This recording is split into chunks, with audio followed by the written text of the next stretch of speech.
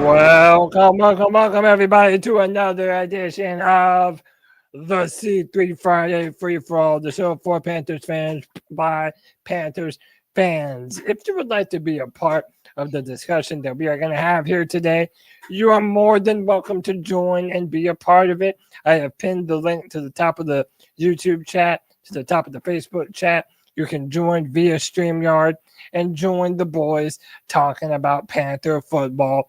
As rough as that might be for some of us, you know we take no Fridays off, baby. We appreciate each and every single one of you spending your Friday evening here with the C3 Panthers podcast. Boys, we are back at home. We are welcoming the Miami Dolphins here to the bank. Both teams are in need of a big-time W. We're going to find out the hard way who will earn that W this Sunday. You know I'm joined by my boys. Wouldn't do a free-for-all without him. First up, you know it's my man. She might tell you to shut the hell up. It's going to be all right. Panther Pickle. Pickle, what's up, dude? You know what? Shut the hell up to everybody. Pickle. Wow. I ain't in a mood to say. But one thing about it. One thing you can count on. People come and people go. And I'm hateful. And I'm sorry to hear people that lose patience or lose faith and leave. But some of us have been there since Steve Smith was drafted. Since Jake Delhomme was a who the fuck's that? We'll be here till the end. Or we die. One of them. The end. I know one thing. C3 ain't going nowhere, baby. You know we're here through all the bad times, the good times, and everything in between. And Panther Girl said, "You shut the hell up, Panther Pickle." So, hey, man, you know it's a two-way. It's a two-way. Panther Girl, come over here and make me shut up. Oh, Lord. Give me a break. Calm down, Pickle. And next up, we got my boy Michael Wydrick back on the free for all. Michael, how are you, brother? What's up, Cody? What's up, boys? Sadly, for those of you who don't know, I would like to appreciate, first of all, I've been 0-2 so far. It's not just because the Panthers lost last week, but also I just lost my grandmother to cancer. So sorry. Thank you to Cody, Panther Pickle, D Money, Diesel Skills, Jake the Snake FU, Cole, Twan, everybody, man. Whoever supported me through this entire thing, thank you so much. Words can't express how much I feel, but yeah, I'm glad that she's up in heaven now. But prayers out to you, prayers out to the Wydrick family. Hey man, today we're gonna provide you a little getaway. You know, we'll talk about some Panther football and do our best to help you feel better, brother. We appreciate you, man, and we're here for you, man. Absolutely. Next up, you know, we got my man Jake the Snake back on the free for all. Jake, what's up, brother? Hey, what's up? Prayers up to you, Michael, real quick. But I'm kind of going to second a little bit what Pickle's saying, man. I mean, I know it's bad times right now, but hey, we got each other at least. We're here on this Friday Free For All, joined by a whole bunch of people watching us right now as well. I mean, there's a reason why they care, just like we all care. I mean, some of us might be critical of this team more often than not. I am right now especially, but it doesn't mean I don't care about this football team. I love this damn team, and I've said it multiple times. It's either this team or no team. I mean, it's only one team in my mind, and it's the Panthers. Keep pounding. Yeah, keep pounding, man. Hey, the C3 Legion, we stay strong out here for each other when we need. That's what we do, man. We built a real family Panther fan community. So you know I appreciate y'all. Hey, we're going to jump right into it, boys. Listen, we didn't get a chance to talk about this, so we're going to do it now. DJ Johnson, everyone's favorite edge rusher, including a Giro Rivero. He was kicked off of the team. He was released. A lot of people, like Tony Dunn, felt that it was a scapegoat firing. A lot of people think that this is Rivero just trying to save face to show that he will make changes when necessary. Boys, how do y'all feel about DJ Johnson's surprise termination before we jump into this matchup with the Dolphins? Well, I'll go first on that because he came from the Oregon Ducks, but personally, I didn't really want him to be on this team primarily because he had shown nothing to prove on this defense. Personally, he was just nothing but a third round pick, and it's sad to say that he didn't show absolutely no involvement into the team. Like, I'm sorry, but if you have somebody that would, contribute to this defense or at least show some playing time that meant to this team, then I'm sorry. Well, I wouldn't be sorry if you would have, shown up and did what you had to do because personally, I respect you, DJ Johnson, as an Oregon Duck, but man, oh man, you were not ready for this team. I'm sorry, and I don't think personally Ivero is going to be what's the word I'm looking for? I don't think he's going to be oh my gosh, I'm trying to think of the word. Here much longer. Yeah, he ain't going to be here much longer. I'm still believing that Ivero is going to be fired regardless. I don't care what anyone says at this point. Yeah, I don't think it's a scapegoat because when I think of scapegoat, I think of somebody who was fired that they look good or they look bad. I never thought Shy Tuttle was a scapegoat when we cut him. And he probably did more than DJ Johnson did. DJ Johnson was a bust as a third-round pick who should have never been drafted in the third round. Right. I don't see anything but scapegoating. Yeah, I don't see how they can classify DJ Johnson as a scapegoat. That's who we're blaming everything. That would be. I mean, we fan base would have to be pretty stupid to say that we've accepted that the defense is going to be great now because DJ Johnson's off the team. We would have to pretty lame ass fucking pathetic fan base if that's what we thought.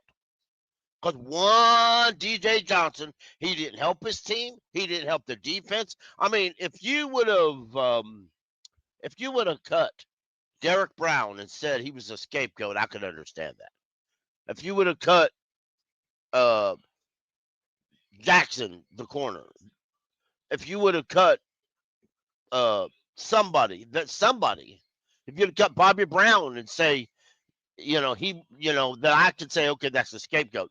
DJ Johnson's best attribute in the time that he's been here was during this past preseason game. He did some special teams tackles. Whoopee! I don't see how that's a scapegoat. I don't buy that. I'm not that stupid. Thank you. And plus, we've seen clips, and I showed them last Tuesday, of him just missing every single tackle that he had the opportunity to make. Right. And he had the opportunity to make them. Right. And that's didn't the make thing. them. And that's the thing, what you just said, Cody. It's not like he didn't have opportunity to showcase his skills, Right. man. He didn't show up, and at the end of the day, if you're not going to show up, you're not going to help this team, and that's what comes down to. You have to help this team, and you're not helping this team right now. Yeah. Right. Inevitably, this is another conversation about Ejiro Evero, and there has been, let's just say, not a lot of favor pointed in his direction. But also, then when you factor in that part of the compensation that we got in return for Christian McCaffrey was used to move up for DJ Johnson, it even further adds to this not so great resume that Ejiro Evero is continuously accumulating, and especially on the back of a 42 to 14 shellacking from the Patriots. It's like, man, this is abysmal. It's like, how many bad things are you going to be able to attribute to Ejiro Evero and continue having him calling the shots on defense? I mean, we have some of the worst linebackers that I have ever seen on this team, and most of these guys that we've drafted has been at the behest of Ejiro Evero, co-signing them and saying that, hey, these are the players that we need to bring to this defense to make this 3-4 work. So It's dude, the amount of bad faith that is still continuing to build up towards Avero, and thereby Canales for not making a move on Avero and potentially firing him last year. Dude, the calls are mounting, boys. We have one, maybe two coaches that are potentially on the hot seat right now. How do y'all feel about our coaches right now? Are any of them endangered of being fired if we lose either of the next two games against the Dolphins or the Jets? Yeah, yeah, I think so because I think it's Dave Canales and Ivero, but I mean, like, yeah, because like personally, first of all, about Dave Canales, first of all, stop being a coordinator like you always have been ever since you've been with other teams. But guess what? You're the head coach of the Panthers, and if you're sitting there saying that, oh well, you don't know defense, you know this and that, and then you hear from Ivro's freaking mouth, talking all this high praise about these different defensive players. Like, come on, dude. You're the head coach. You're the one making all the decisions here, not him, not no one else on his team. Just do your job right, and then you'll be okay. But as of right now, your seat is lit on fire right now. That's how bad it is right now for us to even have um this kind of atrocious type of team right now. Yeah. And then Ivro on the other hand is his is way up there too. Because like again, we saw what it was last week. Like there was no good tackling out there. The defense didn't cover the receivers that well. And we couldn't even get after the quarterback. Like, what are we even doing at this point? Yeah, it's hard to tell. It's hard to tell. Pickle or Jay, y'all jump in on this. Do y'all think that there's a chance that any of these coaches are on the hot seat? And by the way, it doesn't even have to just be Canales or Ivero. I mean, I kind of think Ivero is on the hot seat, but I'm also talking about even Brad Idzik. I mean, whoever, you know. I think Brad Idzik is and Ivero. Though I don't think Brad Idzik will be let go in the middle of the season. I can really see. I'm looking that up now. I'll let you know in the chat. Um, I can see at the end of the season. But I can also see at the end of this season, Canales just take over the full gig as offensive coordinator and maybe even bring somebody else as associate offensive coordinator and let Isaac just drift off. I don't see unless Dan does it, I don't see Dave Canales firing his best buddy. If he does, that would be a surprise to me. I believe Ivero. I don't know. I don't know that he would be fired. I don't know if any of these coaches are going to be fired in the middle of the year because why? I mean, why? Ivero, if you're going to fire him, you can pay him for the rest of this year that's on his ass. At the end of this season, his contract expires anyway, and he'll be free to go over wherever he wants. So it would be kind of simpler unless there's somebody you wanted to look at. For example, I mentioned it in the chat. Todd Walsh was a defensive coordinator for Jacksonville for 5 years. Okay, I think it's from 15 to 20. So if he was a defensive coordinator for them for 5 years, they may want to see what kind of he does. Now, he runs more of a 4-3 under instead of our base 3-4. So and the players actually probably fit his 4-3 under better than they do our 3-4 now. So unless they're wanting to look at, but how much you really going to find out in a few games or a month or two. So I don't see anybody getting fired right now, unless if we're stretching for a top 3 pick. I don't think Tepper fires anybody until the after. But Tepper's fired a lot of coaches mid-season. So go ahead, Jake. I agree with what Pickle just said. I don't think any of them going to get fired right now, even though I think they should all be considered to be fired right now for the main reason why not. I mean, we're 1-3. It ain't looking good. Probably not going to win against the Dolphins Sunday. I mean, I know it's not just the coaches at the end of the day. I mean, the players involved too, but right now it's not looking good for any of these coaches. I mean, you got Dave Canales that what kind of a play caller am I get with Dave Canales? Am I going to get a somewhat okay play caller that we talk about and say, oh, he had a good game. He didn't have a great game, but he didn't have at least a bad game. But yeah, I just don't think we've had enough sample size of Dave Canales having a good, play calling game so far. He has not been a very good play caller at all. And, I know Pickles talked about Brad Idzik before, but, dude, if we fire anyone on the offensive side of the ball, you will never be able to tell me. And by the way, let me clarify. Someone who isn't Dave Canales, if they lose their job, you will never be able to tell me that it isn't a scapegoat firing. Because to me, Dave Canales, yes, exactly like Joe Brady was.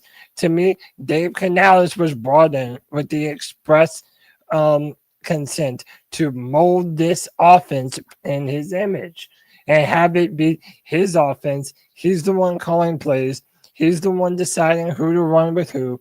And, this has really been his baby, this offense.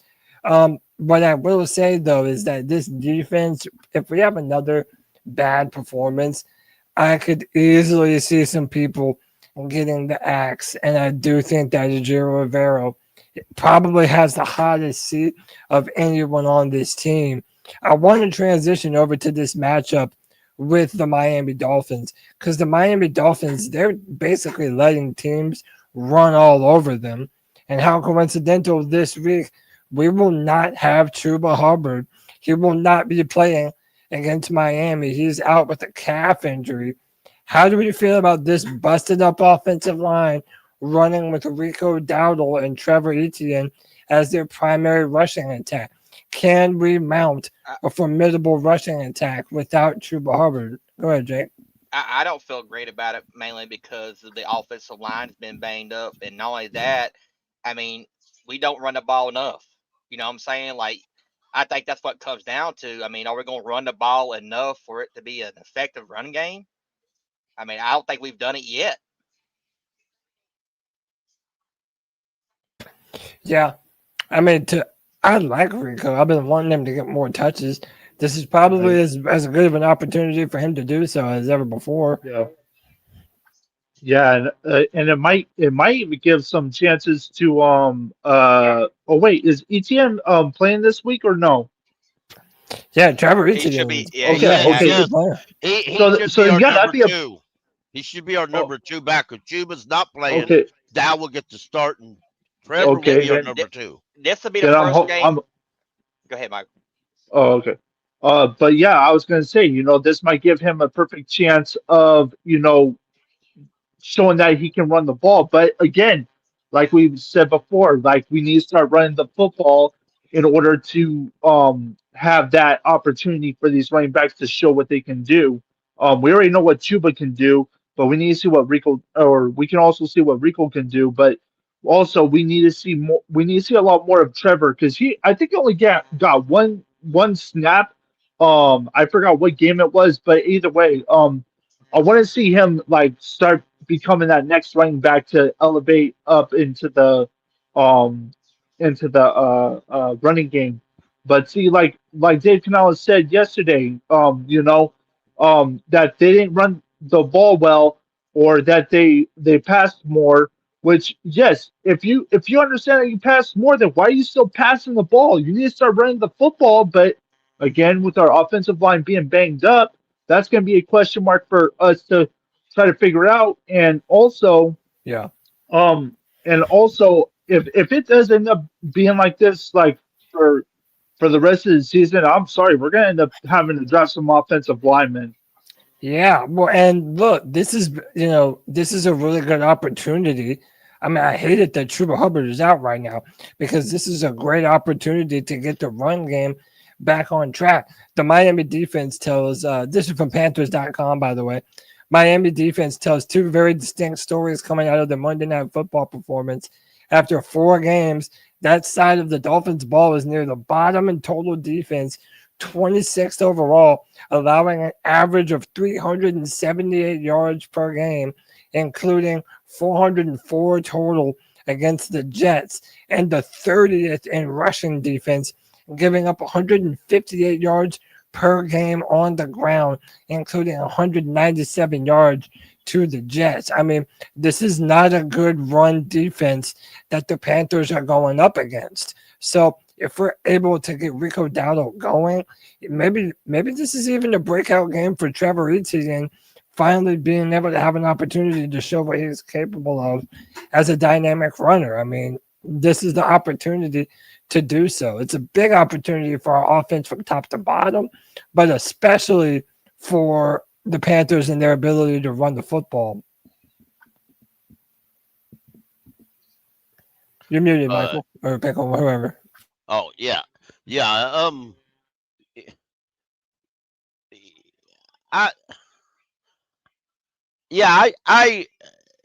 Dolphins haven't played good at all this year. With Hills out, we really should get a lot of rushing yards, and I think we have the talent. We just have to have the desire, and I mean that literally in the coaching and the players. We have to have that desire. We have to have the force, and I don't mean Star Wars force, although that could help, but we need to have. They might need some. We need to get mean, damn it. We need to get our tight ends out there to run block, and I'm talking about hitting somebody with the force to knock them 3 yards down to the third row, not 2 yards downfield, and knock them hard enough to kick them out to the third row. Make them safeties and corners when they drop into to help stop the run. They think just a few seconds. Do I really want to do this? That's what you need to do. And until we get to that mentality,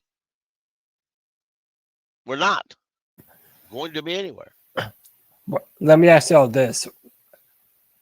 The different matchups, the style of matchups, right? They are not defending the run very well. But in recent weeks, I mean, minus the Atlanta game, the Panthers really haven't been that great either, I feel like. And they have Devon Achane, who is a dynamic rushing talent. How do we feel about our ability to stop their run? Because that's a whole nother conversation that needs to be had, right? I mean, this defense is in need of a dominant performance, and they're going up against a dynamic weapon in Devon Achane. How do we feel about our ability to stop the run? Well, A-Train's been okay, but he hasn't been dominating this year. Normally, I would say that we have a great chance because A-Train's having a down year, and we could and we could kind of force him to stay in his zone that he's in. But we're talking about the 2025 Carolina Panthers, and for the love of living God, we ain't stopped nobody from nothing. Yep. So should I believe that that's out now? Yeah. How do you feel, Michael? Personally, man, with how our defense looked last week, I don't know, man. I'm just torn because, like, with both of us, oh my gosh, it is so hard to believe that our defense can't even just get off on the right foot and just, basically stop the run like we were supposed to do, but obviously we couldn't. But for some odd reason, it's just so dumb that, we're like hearing all this like talk about us stopping the run, and it's like, okay, well, you're over here doing all these different like little defensive schemes up your sleeve and whatnot, and it's hard to figure out like whether they're gonna run or they're gonna like pass or whatever. But I mean, yeah, like Pickle said, like oh my gosh, what's his name again for the Dolphins? Achan or something like that? Yeah, Devon Achane. Yeah. But anyways, he if he ain't having that good of a year and our defense is still looking this bad, then like I don't know, it's a coin toss to see which which side of the ball when they go on offense would look more Yeah. good, whether it's the run or their run or our stuff in the run defense supposedly. Yeah. And hey, remember, if anybody would like to join the conversation and jump in, I have the link pinned to the top of the YouTube chat. Be a part of the conversation here, man. There's a multifaceted discussion to be had. And, boys, I even think Devon Achane is, with our linebackers being so bad, how about Trevin Wallace and Michael Roseboom were two of the lowest graded defenders for the Carolina Panthers? This is probably maybe the worst linebacking core that I can remember for this team.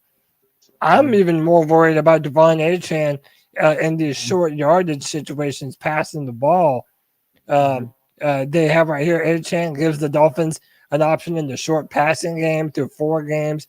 He has 143 yards and 2 touchdowns on 19 receptions. Like, to me, with how our defense is built, that almost worries me more than them just pounding the rock through the A and B gaps on us. Yeah, well, to correct you on that Roseboom guy, you said Michael Roseboom. It's Christian Roseboom. Might as well be Michael Roseboom. Okay. He's not. Michael, He's not. wasn't you? That's what it was. He's not really a name worth remembering at this point. Okay. Cody, Yeah. isn't that the main problem? Isn't that the main problem? We don't have a number 1 linebacker. Fact is, I don't think we have a number 2 linebacker. Yeah, Trevin Wallace has been I think very Wallace, disappointing. well, I think Wallace is in a situation. This is his 2nd year. He was a 3rd round pick. He's not ready to start.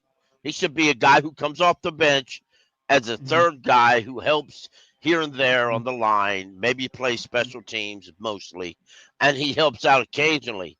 I don't think he's ready to start. I really don't.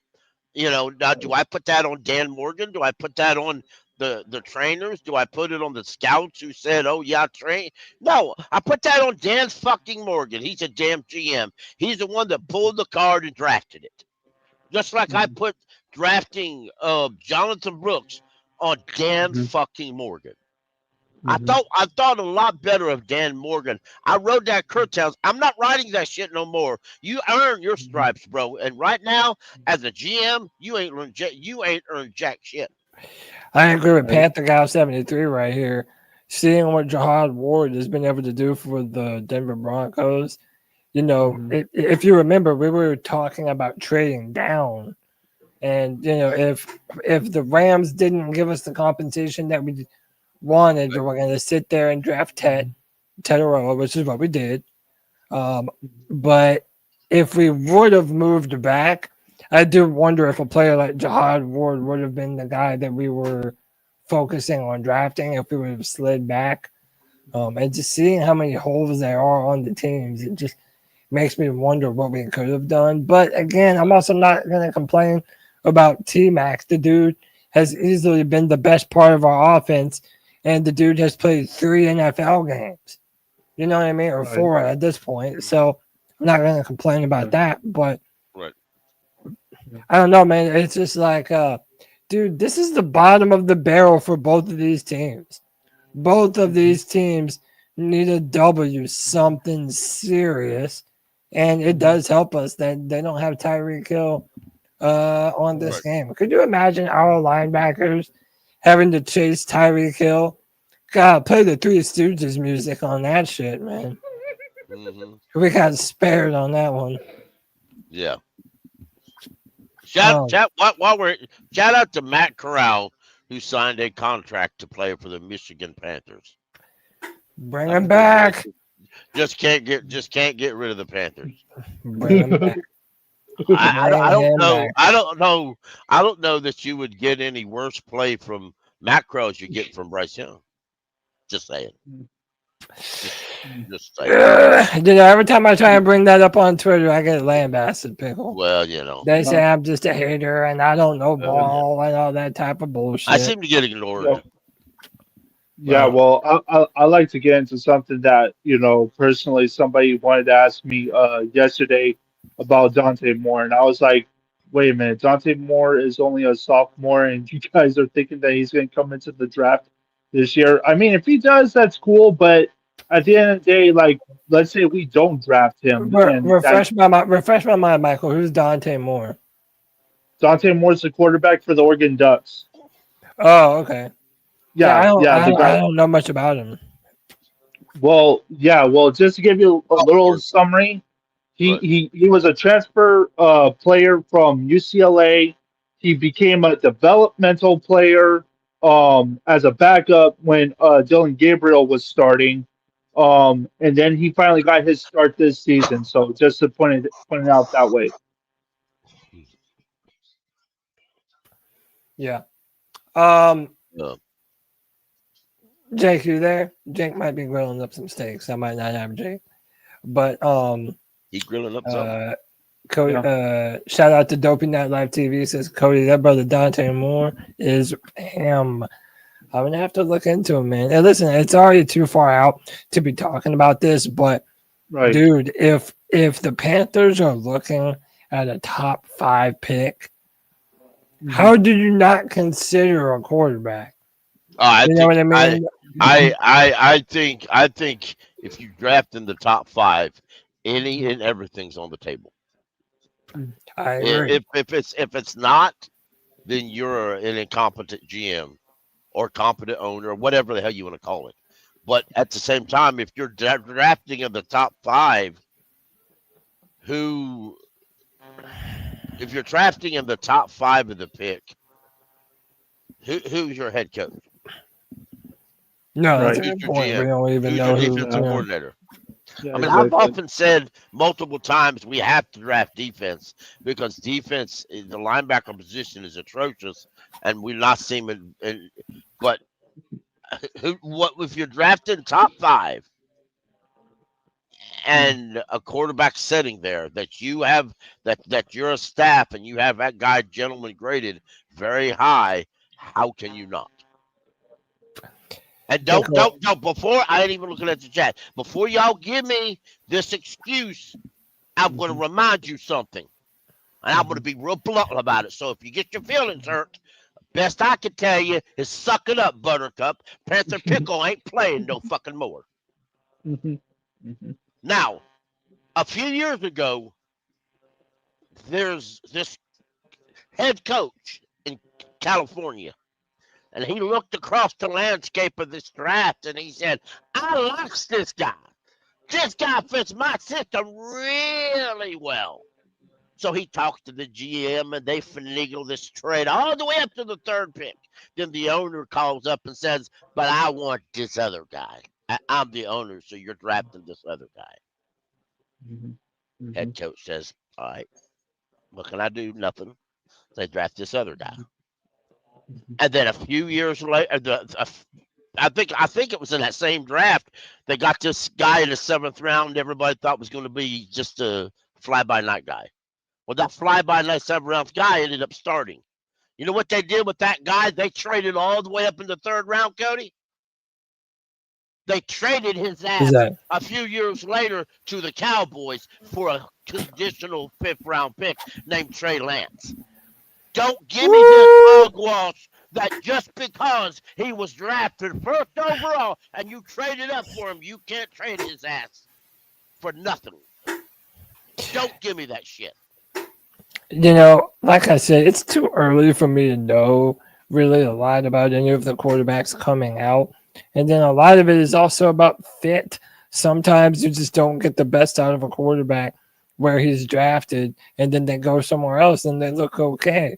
But I will say this, if this is another bad season, I do believe you have to bring in some sort of competition for Bryce. I don't know if that's going to go that way or not, but I believe that you have to at some point. if this season continues to go south. Like I said, I don't know if it will. I hope it doesn't. I hope that we're able to pick up some momentum. But like I said, man, I just don't see a lot of talent on this team right now. And at least not the type of talent that puts you into the playoffs. Maybe I'm wrong. But I wanted to go to this. We're going to see Jimmy Horn for the first time this Sunday.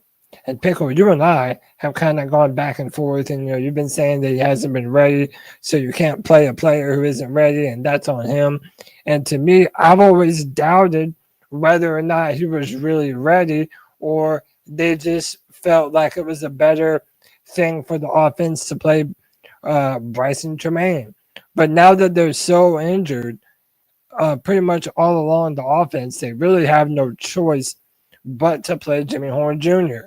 I'm interested to see how they utilize him and what it does to this offense if we're able to get him the ball in some of those second and third downs and we're able to keep the chains running. Like, I'm interested to see how they use him without overloading him, and if they design a certain package of plays for him to come out there and be successful. Right. I kind of agree. And I know Xavier Legette is playing. Well, I widely assume he is. How's that? I would imagine you got Ted and XL. And then I would imagine him and Hunter. No. I'm not going to go there, Cody. Yes, I guess I am going to go there. I would replace Jimmy Horn Jr. in the slot. I would put Jimmy Horn Jr. on that field in 3 wide sets. And if I had to line him on the outside and put Xavier Legette on the inside, that's what my primary desire would be. Because Xavier Legette in the slot is a better receiver than he is on the outside. But all that being said, I think they have a lot planned for Jimmy Horn Jr. And Canales re-emphasized as much as that's worth. Go ahead, that they needed deep passings. And deep passing is more than 40 fucking yards. If our offensive line wasn't so damn beat up, I'd say run 2 slot wide receivers, run Renfro and Jimmy Horn at the same time with Ted and XL. But our offensive line's so damn banged up, we have to run a tight end for blocking alone. Well, I mean, our offensive line, the only starter that won't be in our offensive line is Robert Hunt. Yeah, we're down to like a third running back, right guard. Well, not really third. Let me excuse me. Savala or Brady Christensen will get the start. If Savala struggles, look for Brady to step right in. Personally, I would start Brady should be starting over Savala, but again, that's not my call. As far as the center, I don't classify Austin Corbett as a starter. So his injury and his being on IR means absolutely nothing to me. I think that was the problem. The first couple games is Cade May should have started over Austin Corbett. I think our offensive line is missing Robert Hunt, but that's it.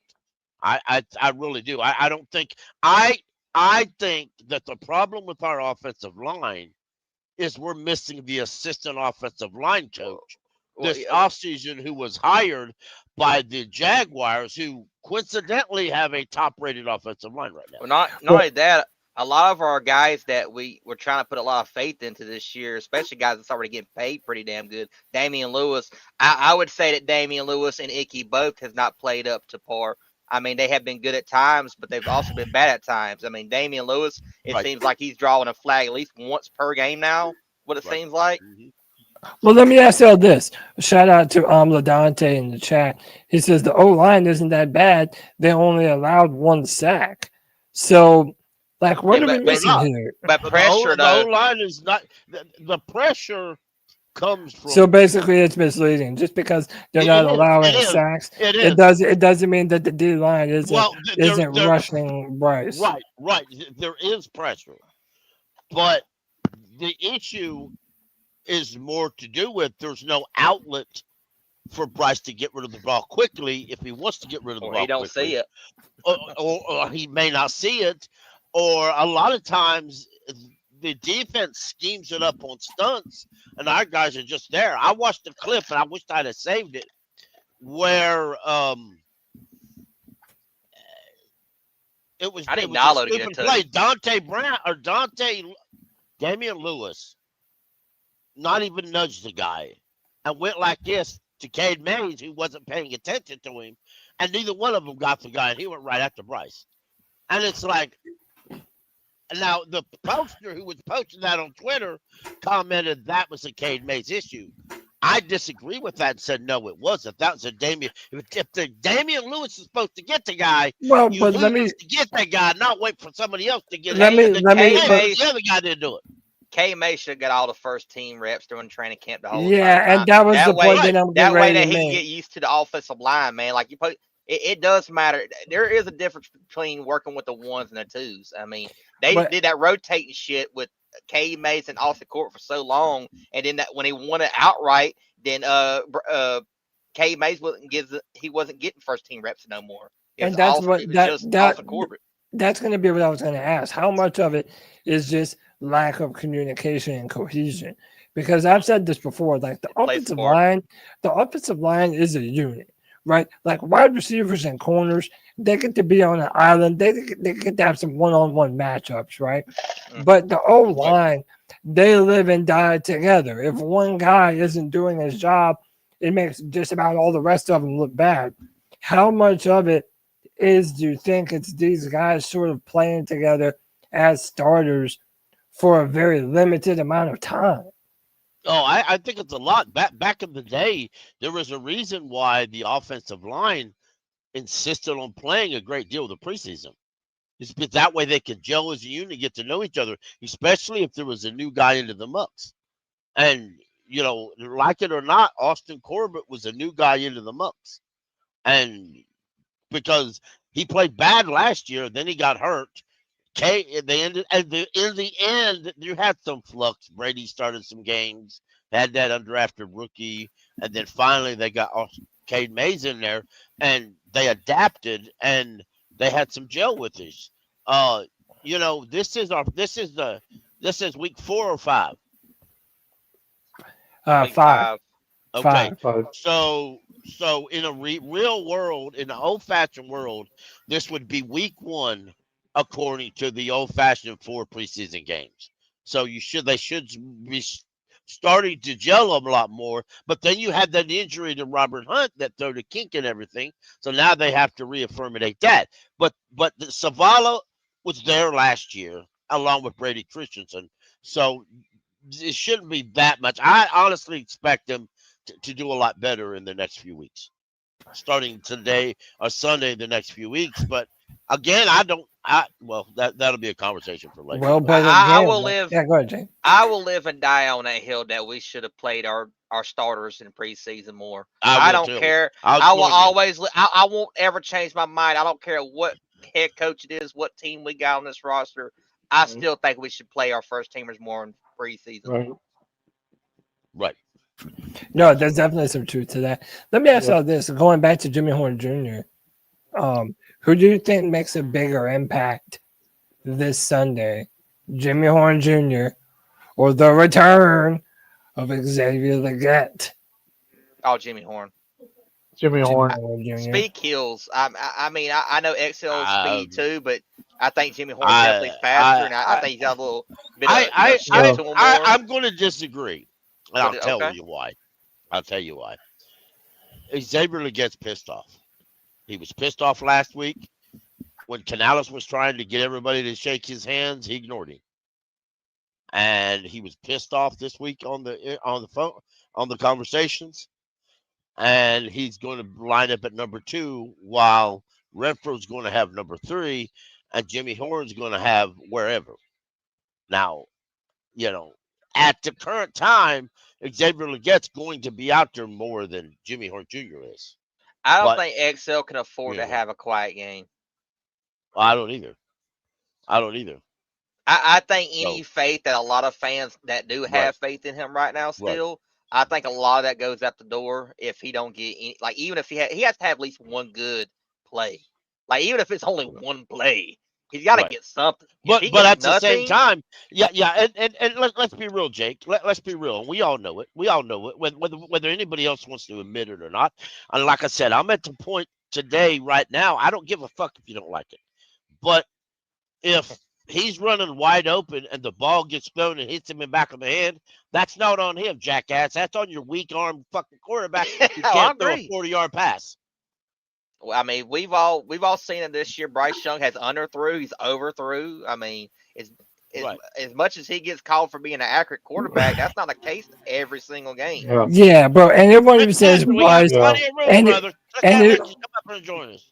yeah, anybody who wants to come in, man, come through. We have more than enough room. But listen, anyone who's saying that Bryce Young has played well is basically being delusional. Like there are these Exactly. tweets going around that like, oh, through the past 9 quarters, Bryce has like 500 yards and all this and that. Dude, talk about cherry picking. Bryce has been wildly inaccurate. His footwork has been terrible. Yes, the offensive line has not been great, but boys, let me also bring this back up. We're talking about the wide receivers and who will make a bigger impact between XL and Jimmy Horn. Right now, Hunter Renfrow is still the only Panthers wide receiver with a touchdown.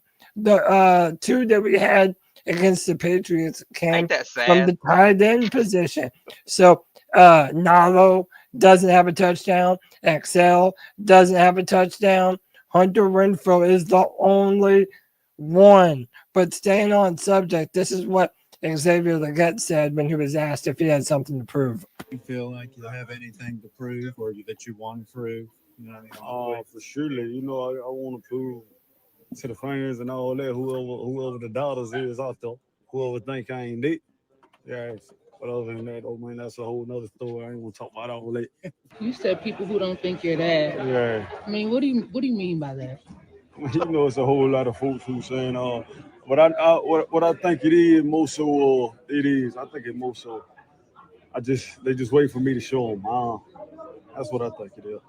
Because for folks who say I ain't a good player, I mean that's I feel like that's wild to say, but I mean that's a whole nother topic. You feel like So XL feels some type of way about it.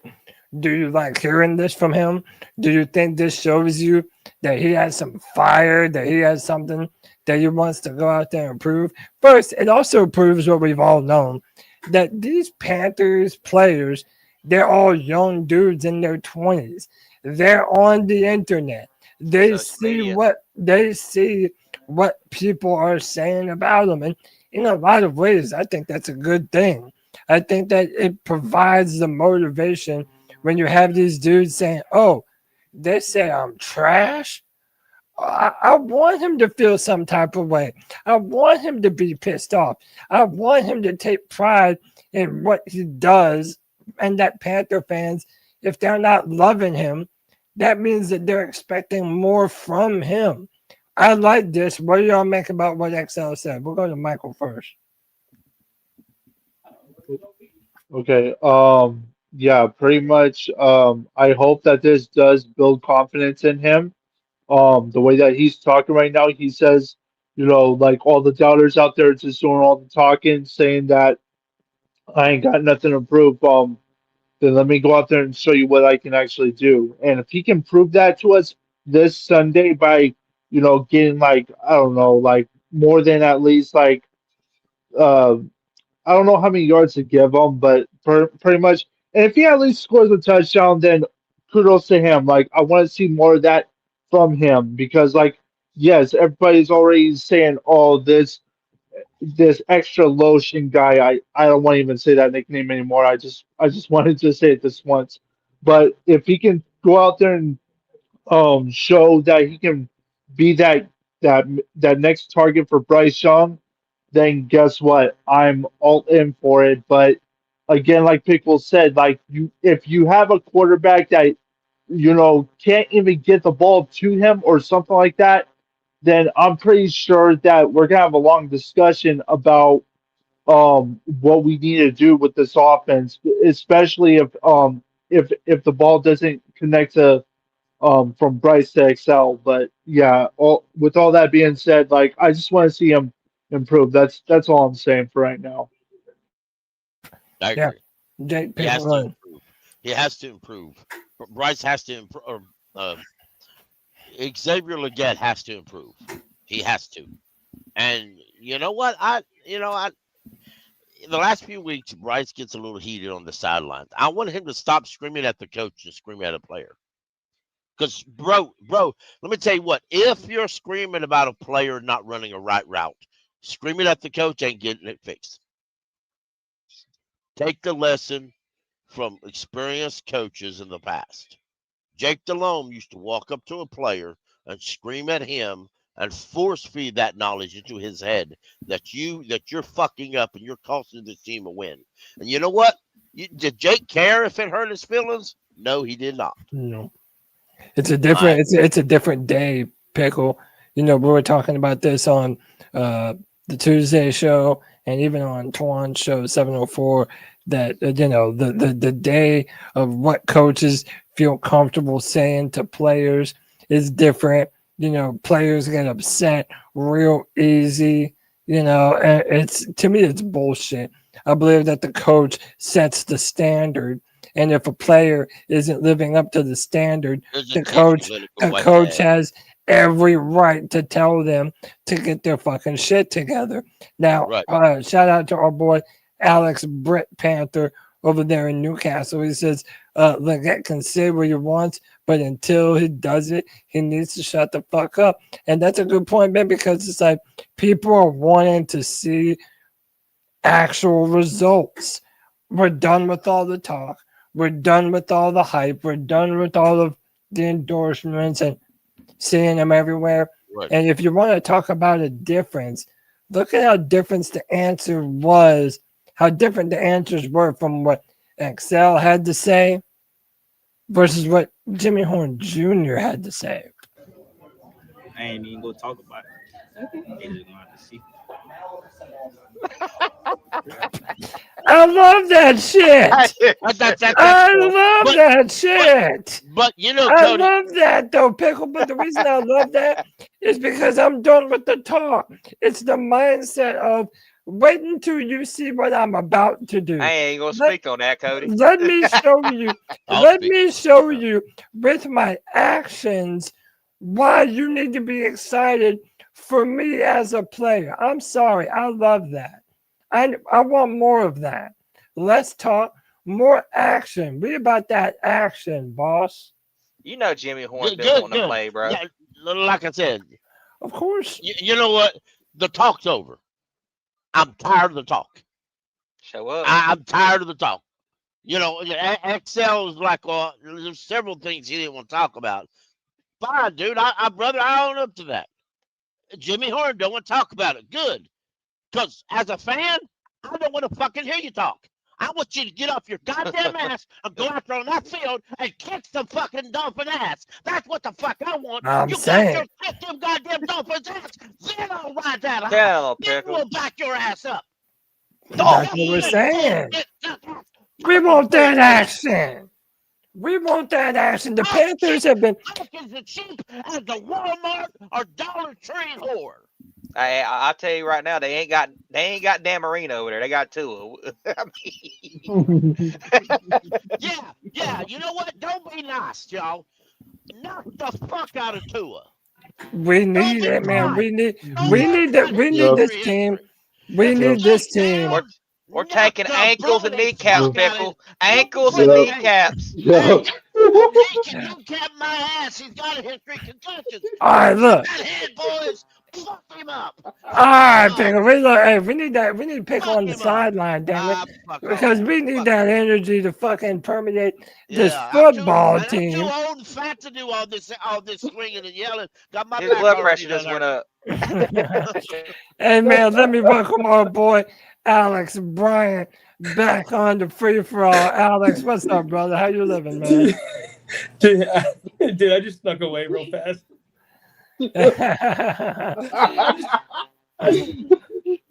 I snuck away to say hi to you guys, but like, I just walked into just a a firestorm, bro. mess.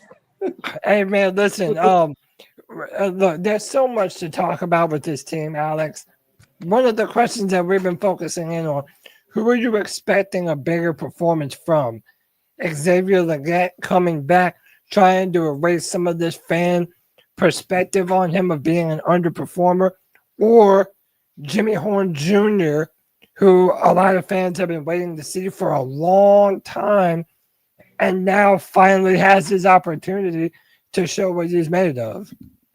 Jimmy Horn. I mean, that's the best answer. It's at some point in time, you just kind of. I don't know whether it is that I've seen Excel be good. I mean, I have. Like he just say the route that he did against the Eagles, like to win the game. He dropped the ball. He didn't make the catch, but it's there.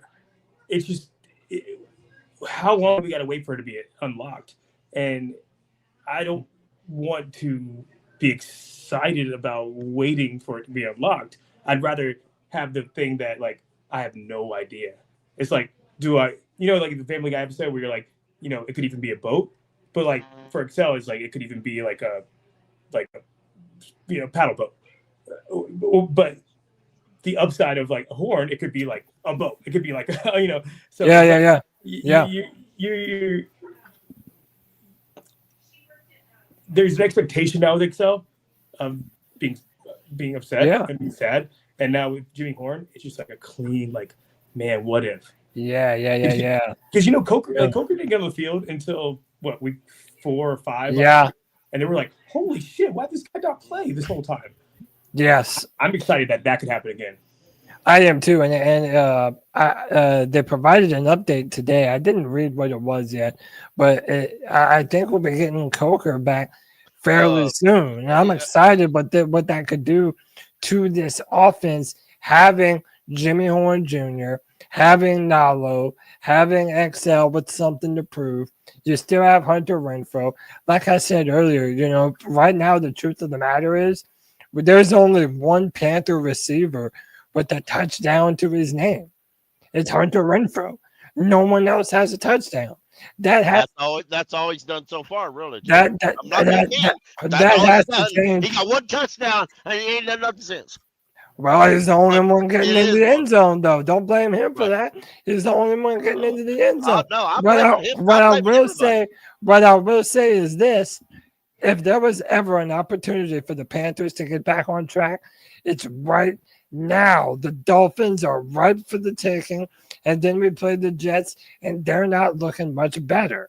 So this is a perfect opportunity. If the Panthers have any fight left in them, the time is now, boys. It's literally right now. Cody, next week, Mike McKay reported today, next week, Jalen Coker 21-day practice window will open. So he has 21 days from the time they open that to activate him to the full 53-man roster, or he stays on IR. Wow. So but during that time, he can fully legit practice. So they can open the window up. He practices for a week or two, and then on a Friday they said, "Oh, by the way, he's coming off IR today, and he'll play Sunday." So he could either be back or still take enough recovery time that he wouldn't be back at all. Well, no, he'll either once they open, like if they open that up on Monday, he has to be activated within 21 days of being opened up Monday, or he stays on IR. So he'll either most of the time they don't open that up unless they know he's ready. So it's basically they open it up, he gets himself practiced up, coached up, and then he's back on the field. Generally, when they do that, he's all healed up. He just has to get his body back in practice mode. Yeah. Hey, let me get Alex back in on this. Alex, I opened the show asking, are there any coaches that are on the hot seat? Because you know how it is, man. When you have so much losing, you already have people calling for Canales' head. But I think the name that's probably even higher up on that list, all things considering, is probably Giro Rivera. But my question to you is can you foresee a potential coaching change made at any point throughout this season with any of the coaches in question? I mean, it's a loaded question. Dude, if you follow me, I'm super critical on pretty much everybody. But it starts with the coach. But I will say, and I said this immediately, and everybody kind of gave me like a lot of guff about it because of the talent on the team. I said these first 3 out of 4 games are gonna be super tough. One, because we went against Cohen, who has never been a head coach before. We had no tape on him. We had no idea what was coming, right, for the Jags. And we got destroyed. Then we went road. We went to across country to Arizona. We had tape on them. We had a chance to win that, but it was still road, then cross country road. I mean, there's still 2 negative games. Then we win our first home game, and then another Vrabel, new coach, 3 roads in 4 games, and we go to a whatever you say about the Patriots. One side, it's a hostile environment, and it's a hostile environment, and you 3 out of 4 road games against Vrabel, who is a new coach. You don't have a lot of tape on with him with this young new roster. So it's a tough. Think about just take the teams out of it. It's a tough go around. Now we get a 1-3 Dolphins team on a short week. This is when we can roll off 3 wins, right?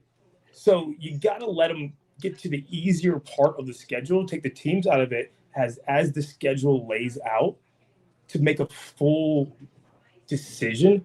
I have been the most critical that you can think of anybody of Canales. You got to let them get to the next 3 games before you can make a decision on them. But I will say, if you're saying that if you're the head coach, you're the head of the snake. And if we say we go 1-6, yeah, it's got. I mean, I'm not about the whole what the Jets do, and they just say, or what we did with the rule and say, oh, Joe Brady's the problem, oh, Baker's the problem, oh, Sam Darnold's the problem, and we keep on playing that game. It's got to be the head of the snake. But I'm not doing it after this game. I'm going to give him at least 7 weeks, and then it all depends. Like if he's 1-6 at that point, get rid of all of them, man. Just whatever. Yeah.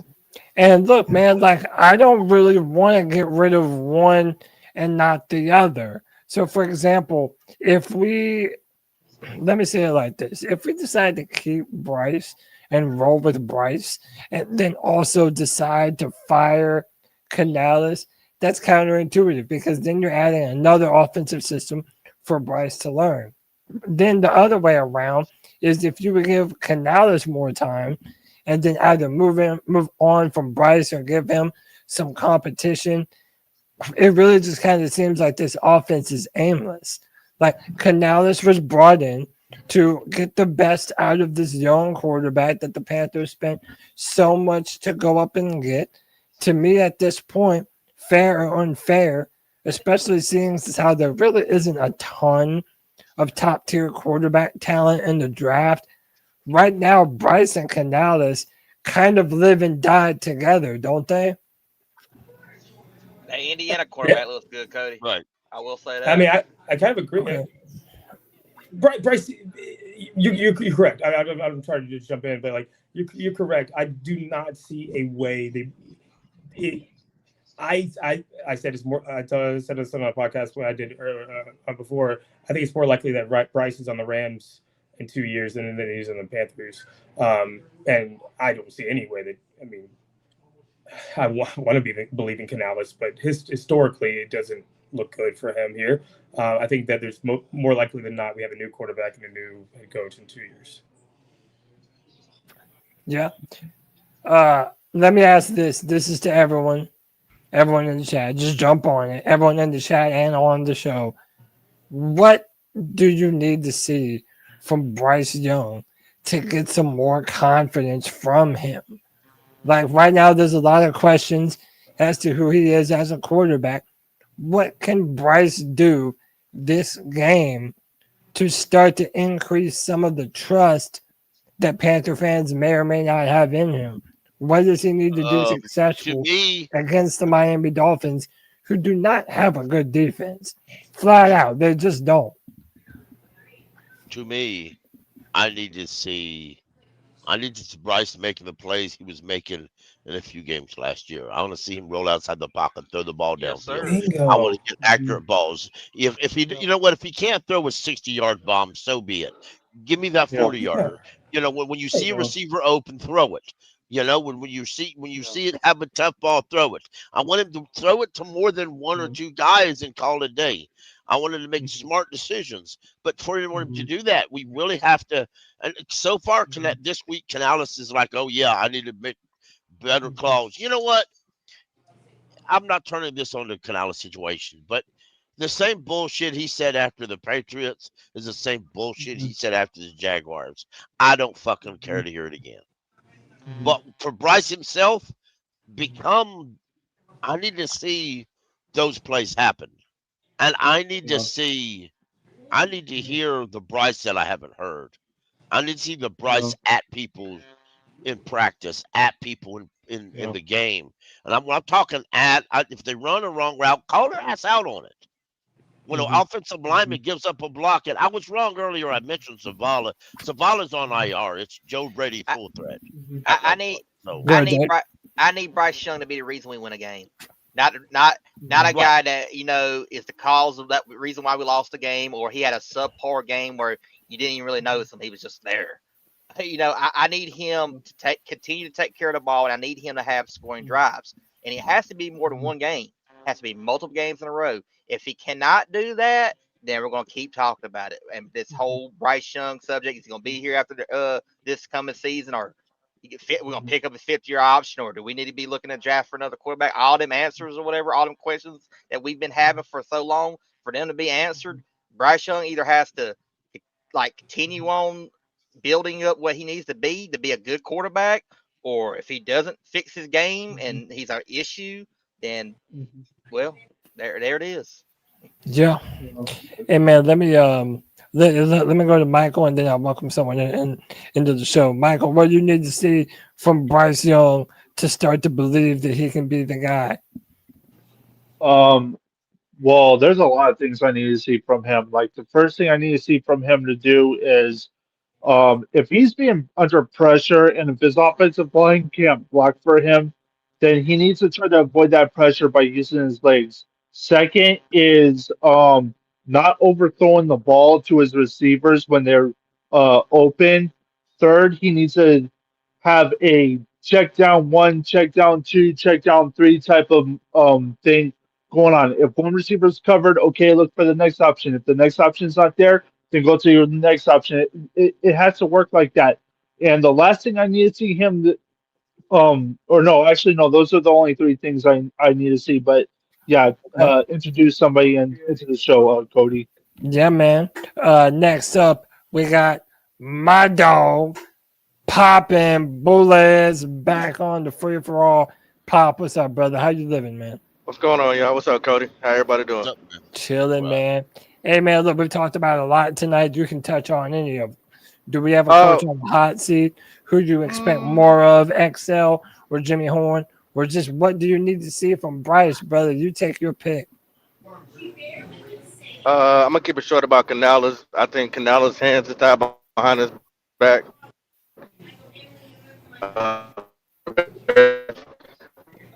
Doesn't allow him to show what he can do or be as creative as he wants to as a play caller. As far as Bryce, I need to see Bryce jump over the offensive line. I need to see and score. I need to see Bryce do a tush push. I need to see Bryce actually give his wide receivers a chance at the ball. I need to see Bryce actually put in effort instead of just throwing the ball away and hitting somebody's grandma in the front row. Yeah, those are things I need to see. Can we just get an offensive lineman just to pick up Bryce Young at the goal line, throw him over it? Yo, let's do that. That man said the tush push. Yeah, he's taken from the David Newton playbook. Hey man, maybe we do. Hey, look, people think I'm joking when I say this. I legit believe that we need to do some more designed runs for Bryce. And everybody's like, oh, Cody, what?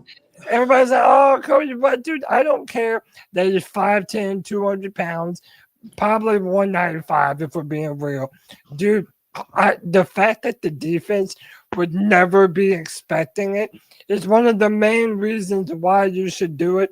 The dude is durable. That idea. Yeah, the dude's durable. He doesn't get hurt very easy. To me, it would be something that the defense would never see coming. And it I would think never that work, Cody. He doesn't know how to slide, and he would just fumble. I think he's fast enough to do it. Neither does I support that idea, but it's twofold, actually threefold, because I don't trust Andy Dalton to stay healthy either. So that's the quickest way I can get my man Hendon Hooker on the active defensive roster and playing in a real fucking football game. You damn right I just said that. Hey, what college did he go to, Pickle? You'll always be home sweet home to me. So let me just chime in a little bit here. And I'm the last person to be talking ball. Like I'm a math guy and I'm a historical data guy, but like little things like yards per route run, we're last. No, like we don't. Our guys don't run downfield, right? And you know what would help with that? Putting the fastest person on our team in the lineup to run downfield. That'd be really, really, really nice to have. So maybe that the safeties stay up and they don't jump routes. Or maybe our receivers know how to cross the safety, so they don't jump the routes. There's all these little nuances, and I think you're exactly right, Cody. Yes, do something. Maybe that isn't a swing pass every 7 seconds that we play. Like our yards per route run. What's that? It's just absolutely ridiculous. We got to push the ball downfield because you know what? Yeah. That teams do. Do you think that? Yeah, go ahead, Bob. I think the reason why you're seeing those type of passes because a lot of analysts will tell you the way to kind of get your quarterback going, give him a couple short passes, to get him kind of in rhythm.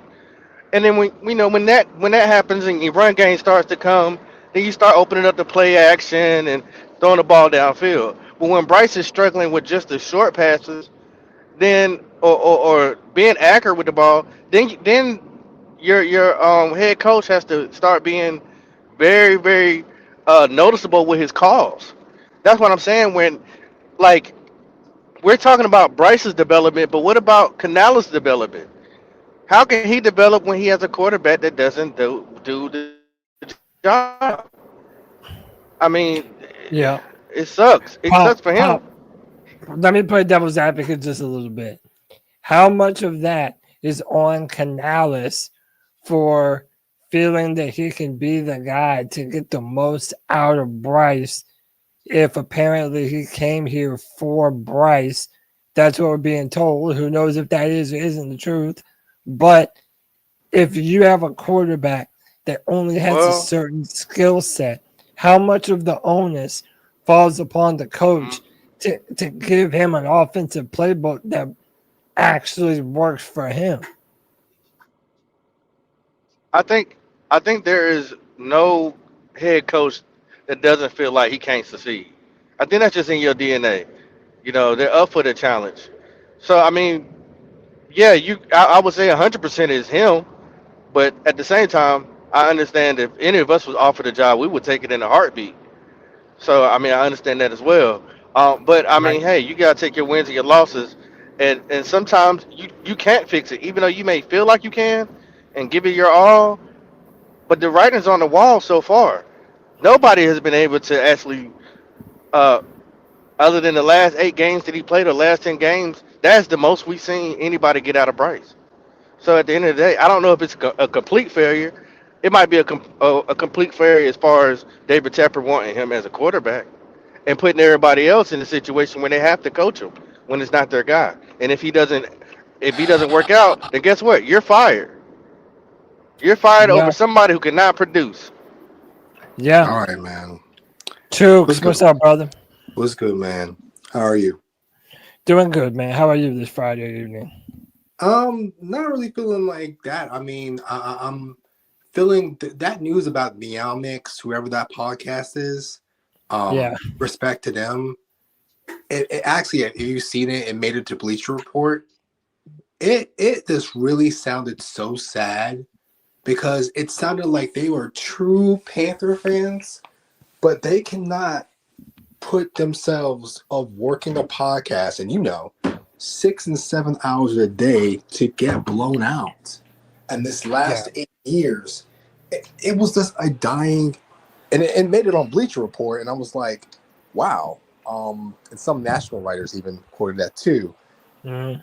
It is so sad that that's being the case of it. And I've been hearing about this and that. What people will say, Bryce defender, not. Look, man, we have 8 evidence of proof that this is an organizational failure. Do I think we need to move on from a new quarterback? Of course. But do I feel like, in essence, that no one's going to save us? I don't think anyone's going to, QB is going to fix a whole bunch of problems. I don't. This is a situation where that the Panthers, that the Panthers should be 0-4. The only reason they won against the Falcons, because Mina Kimes on her podcast stated that the Falcons did not change their offense last year for Michael Penix. It's the same Kirk Cousins offense that we beat him with last year. So we game planned for that, and that's why it was 30-zip. That's why the stats were, and I concede to that was pretty much the underwhelming blowout or shutout, however, because it was no yardage. They still dominating yardage than us. And I just feel like it's an organizational failure. I just feel like in the sense that, and again, this is the only podcast. This is not, if the Panthers keep on losing, Meow Mix is not the only podcast that's going to say, fuck it, I'm not going to do this shit anymore. They're not the first. I'm sorry. I feel for Well, Meow Mix. Pickle, I've watched it a few times. They're not the only one that went out. They really didn't have that big of a following, but they're not the only one that went out. They're just the one that's getting the attention. did y'all see Pat Coltrane? He said, I retired 4 to 5 times. He said, I retired 4 to 5 times. I've never got a Bleacher Report. Hold on. Before you go any further, Pickle, I wanted to speak on this for a minute, right? Because I'm in a unique position to talk about this, right? Like for myself, tell them how many hours you spend on a week. Yeah. For myself personally, between the Tuesday night show, between the Friday free for all, and between the Sunday post game show, every week for the past 5 years, I spend 9+ hours a week on Panthers football, doing Panthers podcasting. And I don't say that in comparing myself to Meow Mix, but the reason that I bring this up is because I understand how hard it is for some of us to be able to drum up enthusiasm for a team that does nothing but step on its own feet all the time.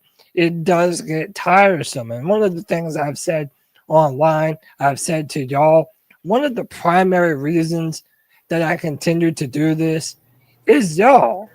Everyone on this pod right now, everyone in the chat room, and I want to take a minute to show some of the people watching right now some love, just how much we appreciate y'all for interacting with us on your Friday evenings. I mean, Adam Sanders, Brandon Malone, Dopey Nightlife TV, Drew with the Flu, Justin K, my girl Kitty 17, Kristen Butler, Loud Pack Luke, Palmetto Panther, Randy Stover, Stephen Bailey, T Green, the real AP, and even that damn Gamecock fan, White Chocolate Espresso, man. I wouldn't have mentioned him. Bro, we appreciate y'all. Y'all are the reason for me, and I know for Tony and a lot of other people, a lot of y'all are the reason why we continue to do this, because we have built a fan community where none of us feel like we're going through this losing by ourselves.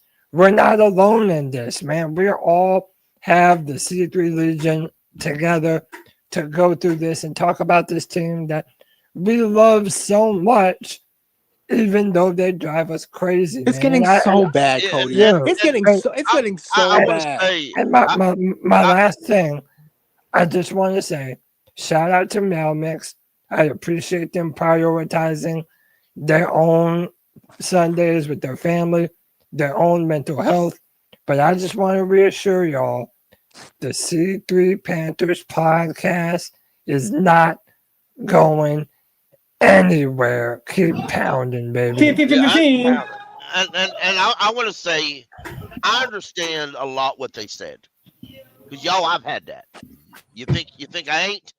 I refuse to host a space or come up here on Fridays without some sort of knowledge of what I'm talking about. I refuse to do that, even though sometimes it looks otherwise. But I enjoy chatting with Cody here, and then also interacting with the chat. And I believe folks on the chat appreciate that. That being said, there's been days that this is a chore. Coming here today, to start with, it was a chore because I just didn't want to do it today. There's been multiple spaces that I didn't really want to do, but I had made a promise I was going to do them on such day, so I did them. I didn't want to do it. Jake knows this. I don't want to do 2 spaces a week. Period. I don't want to do it, but when I do, I have to pull myself out of the hole to get her done. And y'all, I've been there for the good times. I was there in 2003 when we were winning it by the leg of John Casey most of the time. I saw it. I saw this guy from Louisiana that everybody said, "Who the fuck's that?" Yeah, and we laughed and made fun of his accent too, and we enjoyed it. I mean, we just did. And I saw this little angry can I ask you a dude question, who thought the world ruled. But you go ahead. Yeah, go ahead, Pop, and then I'm gonna introduce somebody when you're done. What did you mean by pulling it out of the hole and get her done? What did you mean by that? What?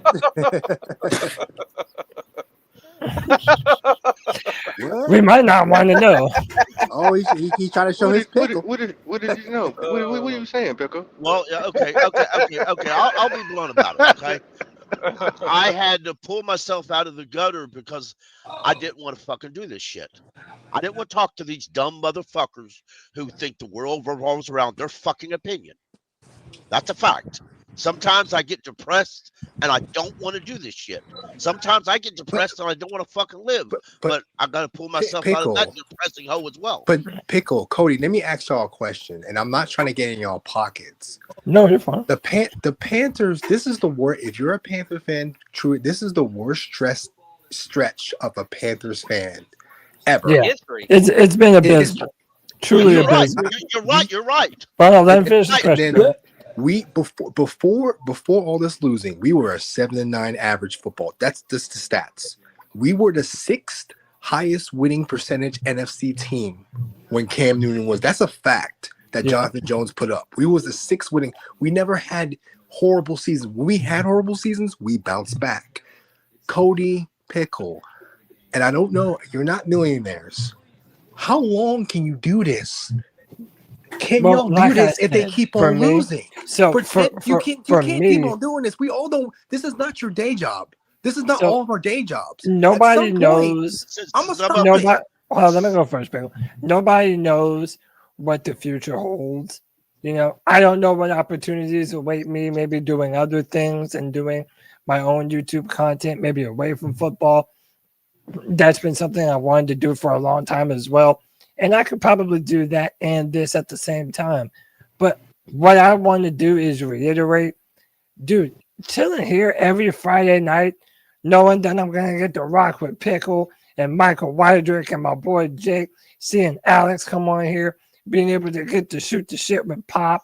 Like, this is the reason why I do this now.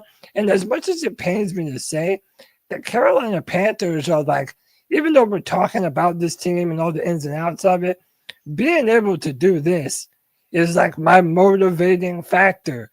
Being able to run these discussions and being able to hear all of your different opinions, because we all do have different opinions. Some of us are believers that Bryce can still turn this around.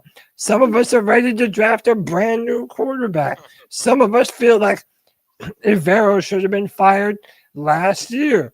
Other people feel like Ivero didn't have the necessary talent to field the requisite defense that we needed.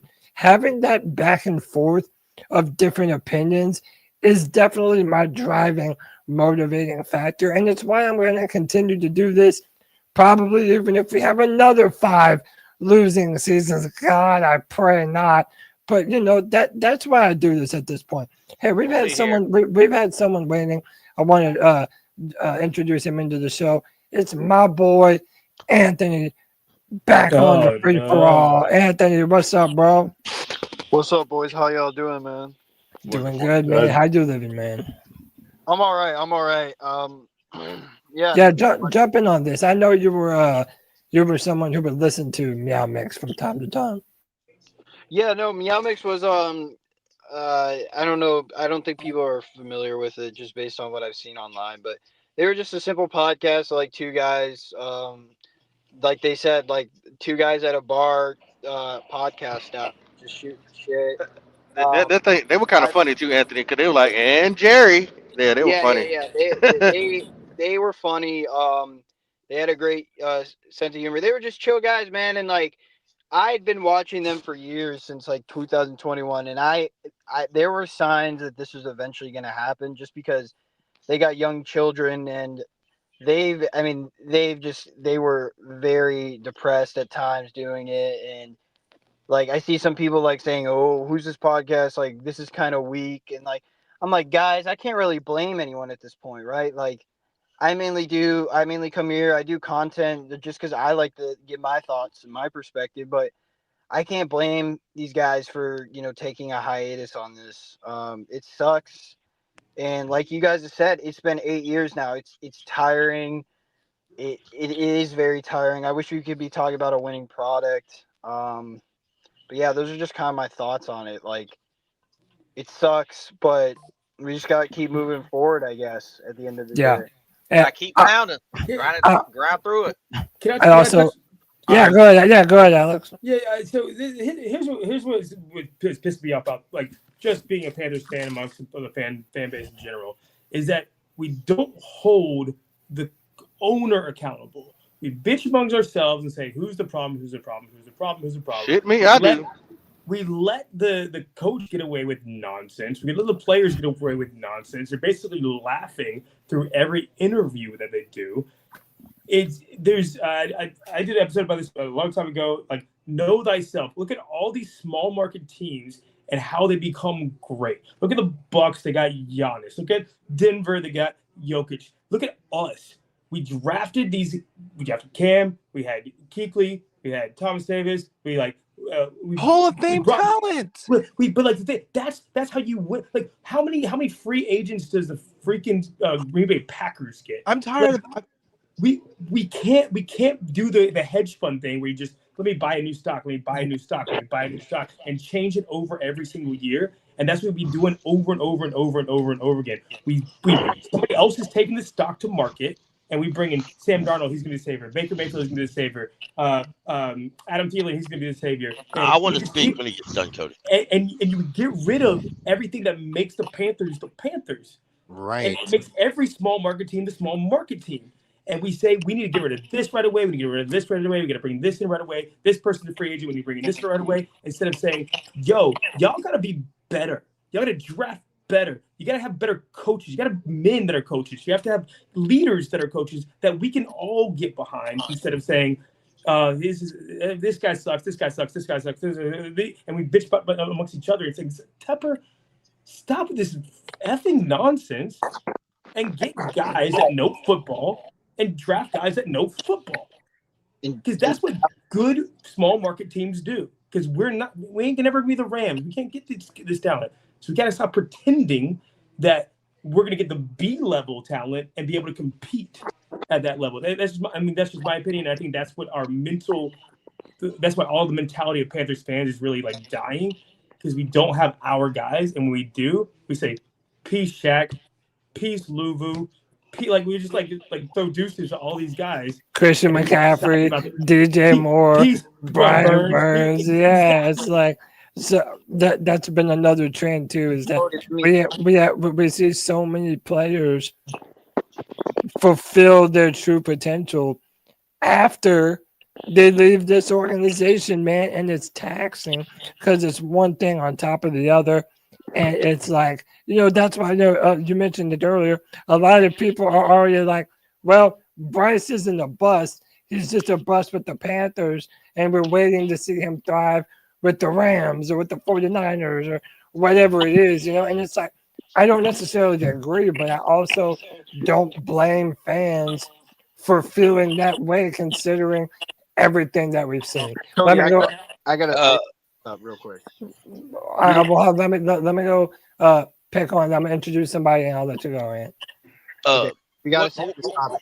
Go ahead. Yeah, we will. What I want to say is, I understand what Alex is saying, but you need to tell fans what they need to do to blame Tepper, because they're all over social media blaming Tepper. I mean, let's be honest. You can't vote him out, or we would have. You can't fire him, or we would have. If all we had to do was collect money to put a billboard that says we demand Tepper sell the team, we'd already done that 3-4 years ago. Don't go to the games. Don't go to the games. Don't go to the games. Don't go to the games. That's what Meow makes it saying. Meow makes it say I'm over it. That's what they're saying. I'm done, dude. Like, really, what? My thing about it is, it doesn't matter. Hold on. It don't. It don't matter if we go to the games or not, because hell, as fans, we sell our tickets to other opposing teams fans. Right. So it don't matter if we show up or not, because even when we don't do that, we just sell to other teams. Fans hated Snyder way back when they were in the Redskins. For decades, they hated that son of a bitch. Cowboy fans can't stand the thought process of Jerry fucking Jones, but you can't do nothing about it. Yeah, Jerry Jones is doing exactly what I said, though. Jerry Jones is drafting and holding his talent. Like, hold on. Let me get a couple more people in here. First, let me introduce my boy Cole back on the free for all. Cole, what's up, brother? Boys, happy Friday free for all. Hope everybody is doing well. I'm going to use my quick 30 to 45 seconds right now, Cody, to cook the two people that absolutely fucking deserve it, and that is our starting quarterback, Bryce Young, and Dave Canales. I understand these are grown-ass men who are millionaires, Cody Light, but if you've ever played football, anybody who can relate to this, you are not going to produce for somebody that you're fucking not scared of and is a pushover-ass fucking head coach. You're going to get maximum production from a coach who's pushing these players to the limit, and they fucking damn near fear. I feel like that's the best way to get it out of these players. We're not getting that. I don't know what this soft country club bullshit we got going on is right now. I feel like this damn franchise and program is dead because of that. And the last thing I'll say about Bryce Young, because I've been cooking his ass all week long, if anybody thinks that Bryce Young is going to get any team in the NFL right now, including the Philadelphia Eagles, into the fucking playoffs, we need to have a serious conversation, because he's ass. Let me say this. Damn, can I ask you that? Do you still feel the same way with Baker and Sam? That's all. I'm not trying to start shit. Yes, sir. Absolutely. And Mac Jones. Yes, I did. And Geno Smith. Yeah. And all these other guys that just got written off. Well, I knew Baker. They were in terrible organizations. But hold on. But those guys actually so those motherfuckers got more intangibles than Bryce Young. There you go. Thank you, Cole. Thank you. Okay, that's all about it. Took me a while to have the guts to say that, but it's the fucking truth. So put your balls on the table, Cole. Let me just get this. NFL get more money off TV contracts than they get fans attending a game. I told Anthony he can go. Yes, that's true. Okay. Everyone's making good points, and I still think Bryce is. I just, with our luck, I think he's going to go somewhere and be good. I know he doesn't have. Yes, he is. But and here's Kevin brought this up. This is coming from a former PSL owner, so I used to get all the gifts and shit. The lack of effort Tepper is giving these guys who are going to games every Sunday 8 times. It's terrible. It is fucking pathetic. The boxes I'm seeing, the shit they're getting. That PSL shit. Oof. I used to get signed pictures of 6 of our captains. Like, now we're getting fucking. These guys are getting thrown away shirts. I saw a little koozies. I saw a plastic license plate cover, bro. It's embarrassing. Yeah, that shit you can get on A Fanatics fucking for, like, license plate 20 bucks. cover. That shit is It's $5. embarrassing. And the fact that he didn't send this out before the season started is Did crazy. y'all see what New England got? PSL owners got? Hey, them Yeah, they got a jackets were cold as jacket, fuck. right? Man, They got them like jackets a are cold, bro. They were yeah, cold they as got fuck, like Cody. A good they got organization. like a Letterman jacket for the. I'm gonna try and pull it up. So right now, this is just AUS on Twitter. I see some cups. I see some Bullshit. yeah, like it's Okay, y'all some It's family bullshit. Family Dollar memorabilia. Yeah, You know what I'm Damn. saying? I like, can this go is- to fucking Walmart and get that shit. yes, bro. bro. This doesn't even look like team store merchandise. That's what I This was gonna is say. like That some shit don't fucking- even look like from the team Yeah, store. That's this sad, is bro. not. Bro, That this shit is is some sad. Walmart bullshit. This And it's whole like operation needs to be changed. It This feels whole like operation from top down, I don't know what's going on. It It's needs to be incompetency, changed. too. There was a question earlier about why Tepper wasn't getting as much, blame for a lot of this. I'll tell you the reason why he's not getting a lot of blame from me is because I know there ain't shit to be done about it. Nothing No, I can say, and nothing I can say will get David Tepper to get the fuck up on him out of here. He's not. The short of him dying, he's not going nowhere. The He's Grim just not. Reaper is gonna take him before he gives up the let Panthers. me say this. Let I'm me probably say a Pats this. fan. hold up Let me before say you go before you go, Anthony. This is what Patriots PSL owners were Yeah, getting that's nice. a badass I I'd like be it. proud as hell to wear that shit jacket. if I was a Hell fan. yeah, Yes, and I'll and put it on the same day I got it. by the way, if you notice on the arm, it says season ticket member. Yeah. So Yeah. you're proud to What a wear tribute. this around town. You think them motherfuckers ain't gonna wear that shit to the game every Sunday, Cody? Hell You yeah, crazy? they are. You know they are. To be fair, if you got a season ticket member on Panthers jacket, are you gonna be proud to wear it? Right? Yeah. No, not Hey, at if all, they gave brother. PSO on their jackets, that shit would be cold though. It really would.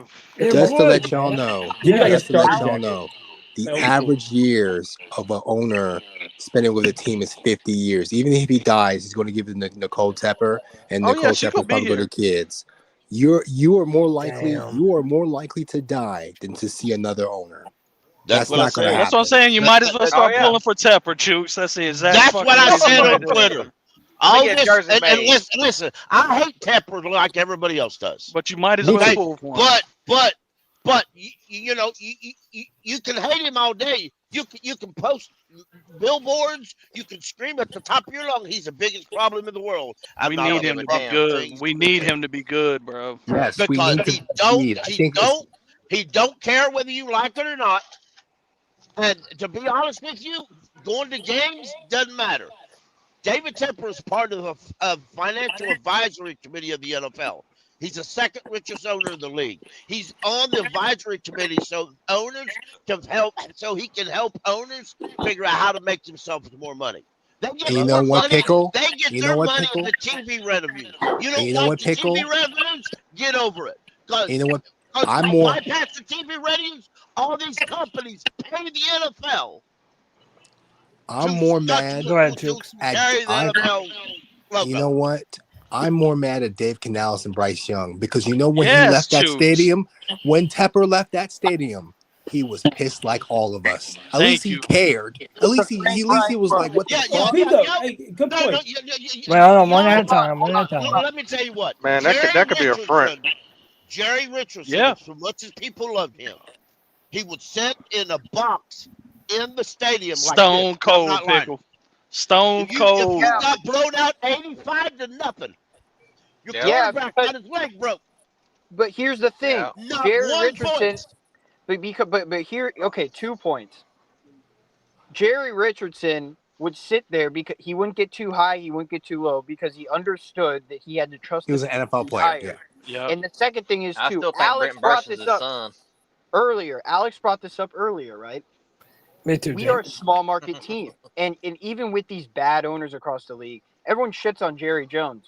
Sure, yeah, he deserves it, but at least the Cowboys. That make the motherfucker playoffs. loves the At least Cowboys, Anthony. Yeah, at least the Cowboys. So, like, I'm saying, like, there are ways to be good with bad owners, and Alex, Yes. we are running this like a hedge fund. Like, David Yes. Tepper is trying to innovate a new way for NFL football instead of just following other teams. Like, Alex, I hate quoting like our pod, but like why do we do like we say this all the time? Like, why don't the Panthers do what other teams do? And that is like where it gets confusing right here, right? And like, the Bryce Canales thing. David Tepper gave me that look that it was the Yes, I Titans was just game about to with say Frank that. Wright. Like something's gonna happen. Thank soon. you, Anthony. Yes, that Something's was a gonna look of happen change soon. on that man's because face. I was going to tell he that to hired. Chooks. Here's my thing: if Dave Canales is not That man don't elevating sleep. or making the quarterback better, no matter how much we don't like Bryce Young, we know it too. If we know why is he here if he's not doing that, then so does Tepper. Tepper sees Tepper's he's like, tired of waiting on I his don't ass, care about Anthony. I don't care about the defense. Why is our offense putting Tired up of waiting points? on Why who? are we losing? I think that's Tepper's what- tired of waiting on game. Bryce Young, bro. I what really Tepper, do. That's what Tepper is Okay. doing. I don't mind you losing 35 to 25, 40 Bryce to Young like was a 30. David. The Bryce Young was a fucking David quarterback Tepper is pick. getting on David Tepper's nerves right now, whether y'all want to believe it or not. Yeah, he is. Because He is. my thing is Cole. Like, no matter how much I coach Muggsy Bogues, he's never gonna dunk. Oh shit! My goodness. Hey, Russell Wilson Damn. won a Super Bowl, No man. matter how many. Go to the playoffs. There's nothing. Like, So some things just ain't gonna be fixed. Some things are just Yeah, but some things are the just defense needs out to be of fixed your. too. Well, yes, the Yes. defense need to be fixed too. But we knew that coming in We've the been door known the this defense season. fucking Going by We history, we that won't gonna get offense fixed because of after all the the, regular yeah, right. Yeah, we People knew are gonna lean on coming the to the offense. season that the offense should be carrying the defense because Yes. of all the new pieces. So we knew that. Nobody should be in their mind thinking, "Oh shit, we about to have a top 10 defense." Nobody should have thought that. You're I right. said if And we're at that's least why somewhere, it's I give you upset. that. I said That's at why least it's if we're upset. like 22, if we get somewhere like 22 to 17, that is You can great. win games. I You can wanted win to be. games. I wanted to I'm be just Offense, 8 and saying the 9. defense has not been the needed to be a problem. top 15. I wanted to be 8 and Um, 9 and get blown out by the Eagles. That's all I The, wanted. the That's all defense I has wanted. not been the problem. No, the defense offense has is more not of a been the problem than problem. the offense is a It bigger doesn't problem Yeah. than matter. the defense. and you Everyone, wonder why. And I everyone's saying fire Evero. It doesn't matter if you put up 6 points. I still fire him. Why don't fans understand this? You It get doesn't 100 yards matter. passing in the fourth quarter, Anthony. How many fucking games are you gonna win like that? Yes, And Bryce like Young you're running. continuously does that. You're running on 3rd and 10. It's almost like Canales Multiple is like times. trying. He took the keys from him, That bro. Again. that was the At most. this Hey, I'm point, telling you right. at this That was the point, most Cody, submissive play calling I've ever seen in my if life. Cody, Why are we Cody, running on 3rd and 10? this is He at put this because he Bryce point. doesn't in the trust his kennel, Jake. quarterback. That's He He put him doesn't in the trust his kennel, quarterback. Jake. That's right why there. he That's did the it. Let me. correct Hey, question. hey, Wait, go ahead, Tube. Wait, go ahead, Tube. I have a proposition. If it happens again on this Sunday, if I'm David Tepper, I'm saying, hey, look, bro, Dave Canales, let's talk to the Giants. Let's get Jameis Winston. Let's I'm see what they down. I do don't with give a Jameis fuck Winston. anymore. I'd rather have him. Bring on Mr. 30 for 30. Andy Nah, Dalton did I the rather same thing. He got rather Mr. 30 for Canales go get 30. his own No, guy. not Andy Dalton. Get Not put Andy I'll Hooker take in there. anybody right Put now. I put want Hooker in There there you go, and right ride there. it That's out. what it needs to be. You ride Hey, No, that you shit. know we what? need Hold a on, you hooker know. out there right put now. Hendon Hooker They're in too there. scared to Put do that. Andy Dalton in there. drop the You might rock. as well Drop the leave Bryce rock. Young in Wait, there. wait, wait. Let me just say Extra this. motion. The reason You why gotta the drop reason. the rock. Wait, hold on. Wait. Hey, The hooker a day. reason why I wouldn't hate that so much if it wasn't for Andy Dalton coming in the past 2 years in a row and in his first game up throwing over 300 yards. It just feels like He ain't Hey, about to what do happened that. the next 3 games? Andy I Dalton is know. But what I'm saying is, Andy couldn't hit me with the fucking ball Hey, preseason. all I'm saying Canales is, said he's the common denominator. He's all I'm the saying is that hey. sometimes it takes a new set of eyes and Yes. a new skill Hey, set no. under Yes, center that's true. Now, to Andy see what the Dalton. offense is capable of To win that one Bryce game. may not It's be gonna be a doing change of that. pace, all right. Hey, that man. Here's what I was gonna say. He can have enough time to smoke 2 Black and Miles in the pot. Andy Dalton still wouldn't make the damn pass. No, you're right. I am not endorsing Andy Dalton. I'm just saying. I don't think Andy Dalton's gonna throw the ball out of bounds All on I'm 4th down, saying is Cody. Jameis Winston might not be What are we that bad. I don't know. No, Cody. Hey, I'd start hooking. Here's the I thing. would start. Here's the thing. There is no reason, but we know. Like someone brought up, Chuck brought this up. Tepper's not going to do that because the question Tepper's going to be asking is, why aren't you letting Bryce do this? Why Right. aren't you letting Bryce do that?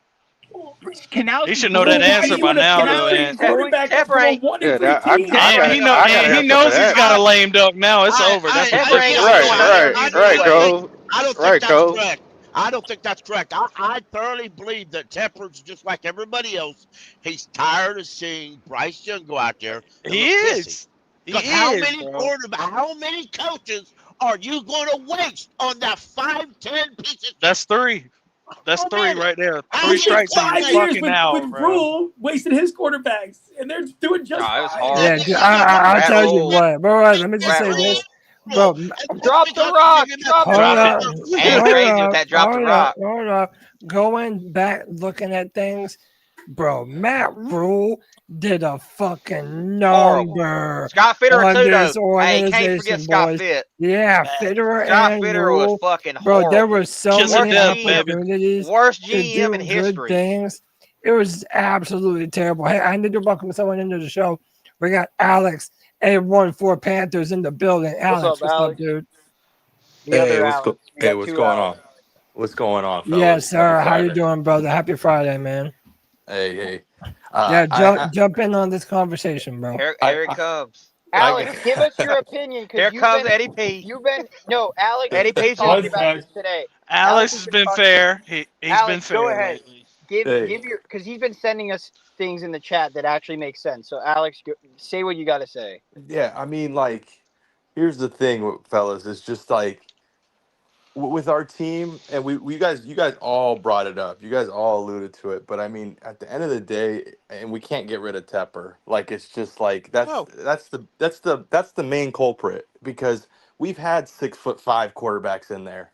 We've had other quarterbacks in there, and they do the same thing, and it's been over and over and over.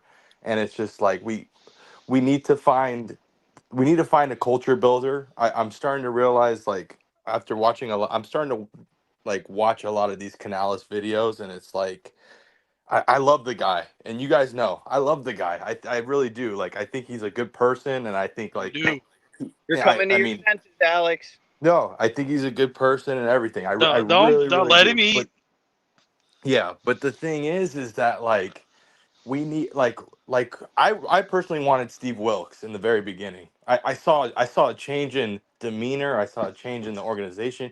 You saw things that, like, I was like, wow, like, we're making a playoff push. Like, that's what, like, we were playing good football, really good football. And then Meaningful. Yep. yeah, and then we went straight back to square one. And I know me and Ant talked about this too. We talked about you know, when Tepper hired Rule, he hired him and he gave him the keys to do everything.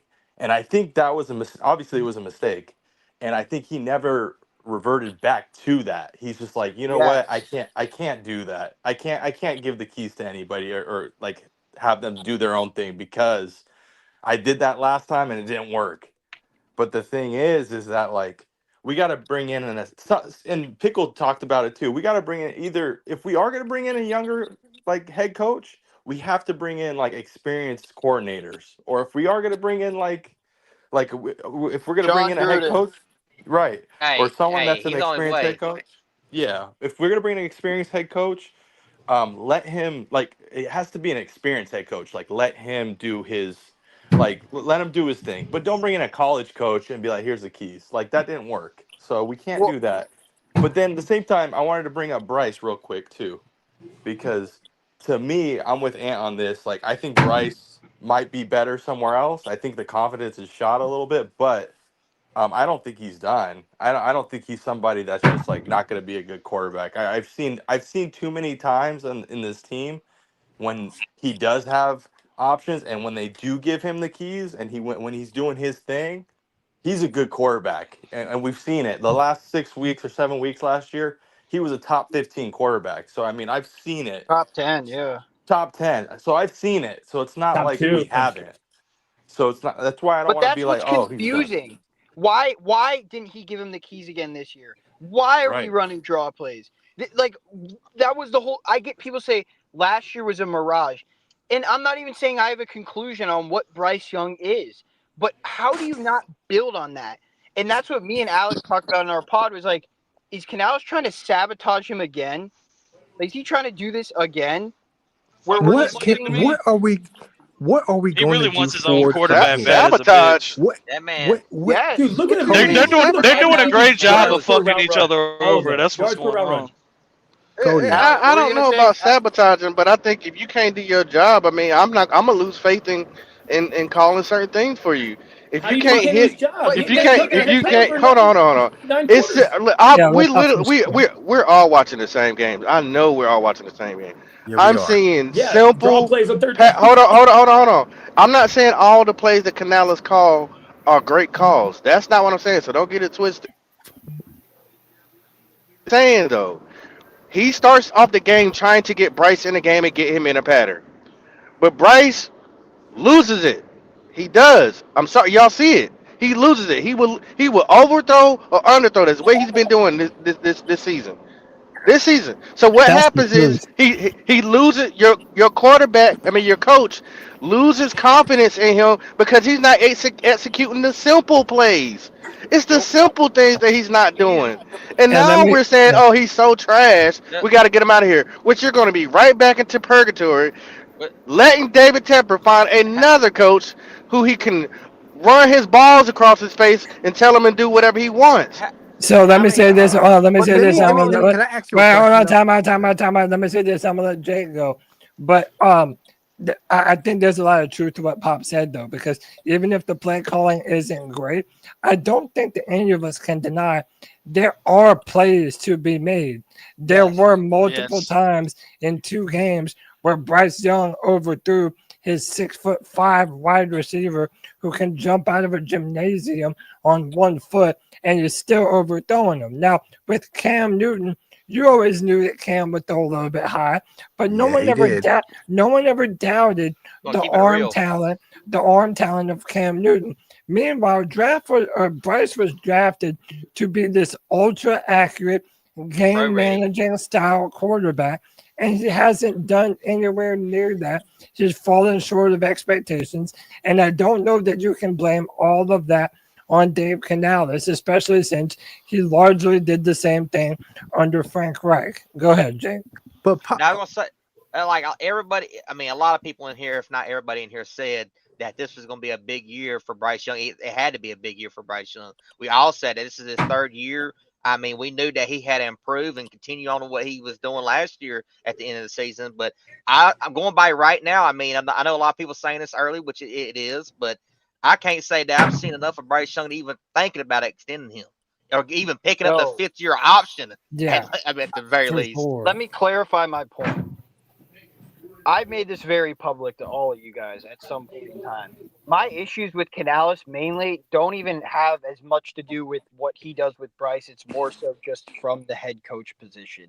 It's more so from the unpreparedness. It's more so from players just like on the sideline, like talking to each other when he runs over there and he just gets ignored. It's stuff like that that makes me nervous. That's the stuff. And like the stuff of not taking over your own team and making personnel changes. Those are all things that I'm just like, that's why I'm out on him. Bryce, for me, it's like we barely I've seen him throw downfield. I just feel like Canales doesn't like this guy, and you and Cody did a breakdown tape of Bryce Young in college. He was never like this. He threw down the ball with anticipation. And Pac, I get it. You didn't want Bryce Young. You wanted CJ Stroud. I get it. But he was never like this in pretty Bama. mid, by the way. Never. Who's pretty mid, by the way. Anyways, Alex, go ahead. You guys. I was gonna Alex and then Pickle. So I just really want to run this point across. What we're talking about, what we're doing is the same thing all other bad organizations do. They all always blame the quarterback, and then the coach is always the problem. Like Daniel Jones was a problem in the Giants. And look at Daniel Jones now. Exactly. In Darnold and Baker and Geno, Cody, Jets do it every year after year. Oh, Zach Wilson's the problem. Salah's a great coach. Let's just get Aaron Rodgers in it. Guess what? They still freaking suck. Oh, Kirk Cousins, he came in. We had to put Penix in because Penix is the truth. Wait, they still freaking suck. Like Jared Goff was a problem, and then Mike McVay came in. All of a sudden, they're in the Super Bowl. Jimmy Garoppolo was great with the Niners, and he goes to the Raiders. Oh, he sucks. Oh, Derek Carr's the reason that Josh McDaniels can't succeed with the Raiders. Let's get rid of Derek Carr and send him to the Saints. Oh, wait. Josh McDaniels still freaking sucks with the Raiders. Like, it's so embarrassing how bad of a take it is to blame the quarterback, because it's what happens over and over and over and over. Like, good coaches. Oh, so when you make a valid point, then you say no, and win right? games. Carson when Wentz. he says Carson a valid Wentz point, was on the street. you don't want to hear. Okay, Carson Wentz was on the street. You don't even know what I want to say, so why don't you chill out? Baker Mayfield. When he says a valid point, you want to. After we were, all I said is rebuttal. All I said rebuttal. Let him finish. Put your skirt down. All I said was rebuttal. He's right though. All these coaches go nowhere after this. Like Matt Rule's a 500 coach at Nebraska. Frank Reich's out of the league. I have something to say too, but I'm gonna let everybody. I'm not even saying Bryce is gonna turn it around either. That's not what I'm saying. Yeah, I'm not a Bryce fan. I'm just saying we got it. Yeah. Well, hold up. We're gonna go Pickle, and then I'm gonna let Pop. Y'all know who builds a game plan. Y'all know when you play an NFL game, you have a game plan before you go in. You know, you're the guy that watches the film, studies what this team does good or bad. You game plan against it. You know who builds that game plan? Brad Isaac. Brad Isaac builds a game plan. Brad Isaac decides what plays work better against this team. And he puts it on a sheet. He puts it on a sheet of paper, and Canales reads off that paper. That's a fact. Last year, that was so bad that Canales quit letting him do it, and Canales took over game planning or helped Brad do game planning. Because y'all know they like this. Actually, probably they come right closer than that. They vacation together. They jog together. They work out together. They do everything together, including working together.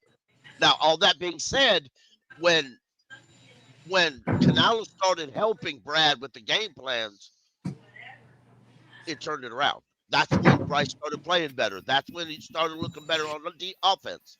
So then when Brad Isaac just started this year, Dave being the best friend and the head coach and the guy says, you learned a lot last year. Maybe you can do it this year. And that's why we're back to here. Yeah. I told Pop and he could retort. Then Michael hasn't spoken in a minute. I'm going to get Michael. You have very valid points. I'm not disagreeing with you totally of what you're saying, because you're right. I mean, sometimes it does take a quarterback to go to a different situation to actually progress. That is very true. But what I'm going down is we've had several guys call plays for Bryce. This is year 3. Yeah. A whole offensive staff fired, an interim coach fired, and Frank Reich fired, and now we want another coach fired. So what happens is that's why I would say purgatory. What happens once again, it goes back to Tepper too, if you really think about it. If it goes back again, he's going to pick another beta male. You don't build any continuity.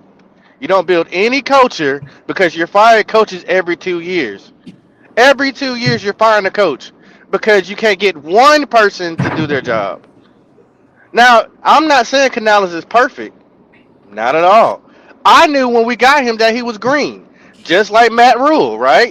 Matt Rule didn't have no experiences. But what I am tired of is keep getting brand new coaches. That's what you gotta do. I think it's fair that you let him keep building and get his quarterback, because nobody since they've been here has been able to put what's the word? Quick. Nobody has been ever worked. Nobody has when that's ever worked. Nobody so far has been able to really have Bryce ascend. So 2 things can be true. They both can be trash. But what I'm not wanting to see is to get another coach, and then we got to find his offensive staff, and then we got to find a whole new look. We've already got some good pieces I don't like here. that. I want it either. I agree with that. I don't want that shit. But you just told me I'm about to rebuttal and say something crazy to him or something just a few minutes ago. Was that what you thought I was gonna say? I just wanted one example of when a coach has come in, they got rid of the quarterback, and because the quarterback was the problem, and then they were successful afterwards. Say what you said. Now, What is that? What? Get an example of the quarterback. Like a coach comes in, inherits a quarterback, they get rid of that quarterback, and then they succeed with a new quarterback. Yeah, that does not really happen in the NFL. Ever. In the history of the NFL, it never happens. Never happens. Well, I don't know. You said a coach that picked his own quarterback, No, and a it coach didn't that work. comes in and Pop. inherits a quarterback. It doesn't. That's what It you want to do. doesn't. Get rid of Bryce. It doesn't. And It is doesn't. It successful doesn't. with another. I mean, hold on. Hold on. It Unless usually it's an doesn't. It usually doesn't quarterback. work. Right. Right. It usually Unless doesn't work. But unless that's it's why a I'm saying Josh keep. Allen There or you go. Justin Herbert or somebody Right. He's a superstar. that those coaches are going to them because they know they have a superstar talent at the quarterback position. I think it's different.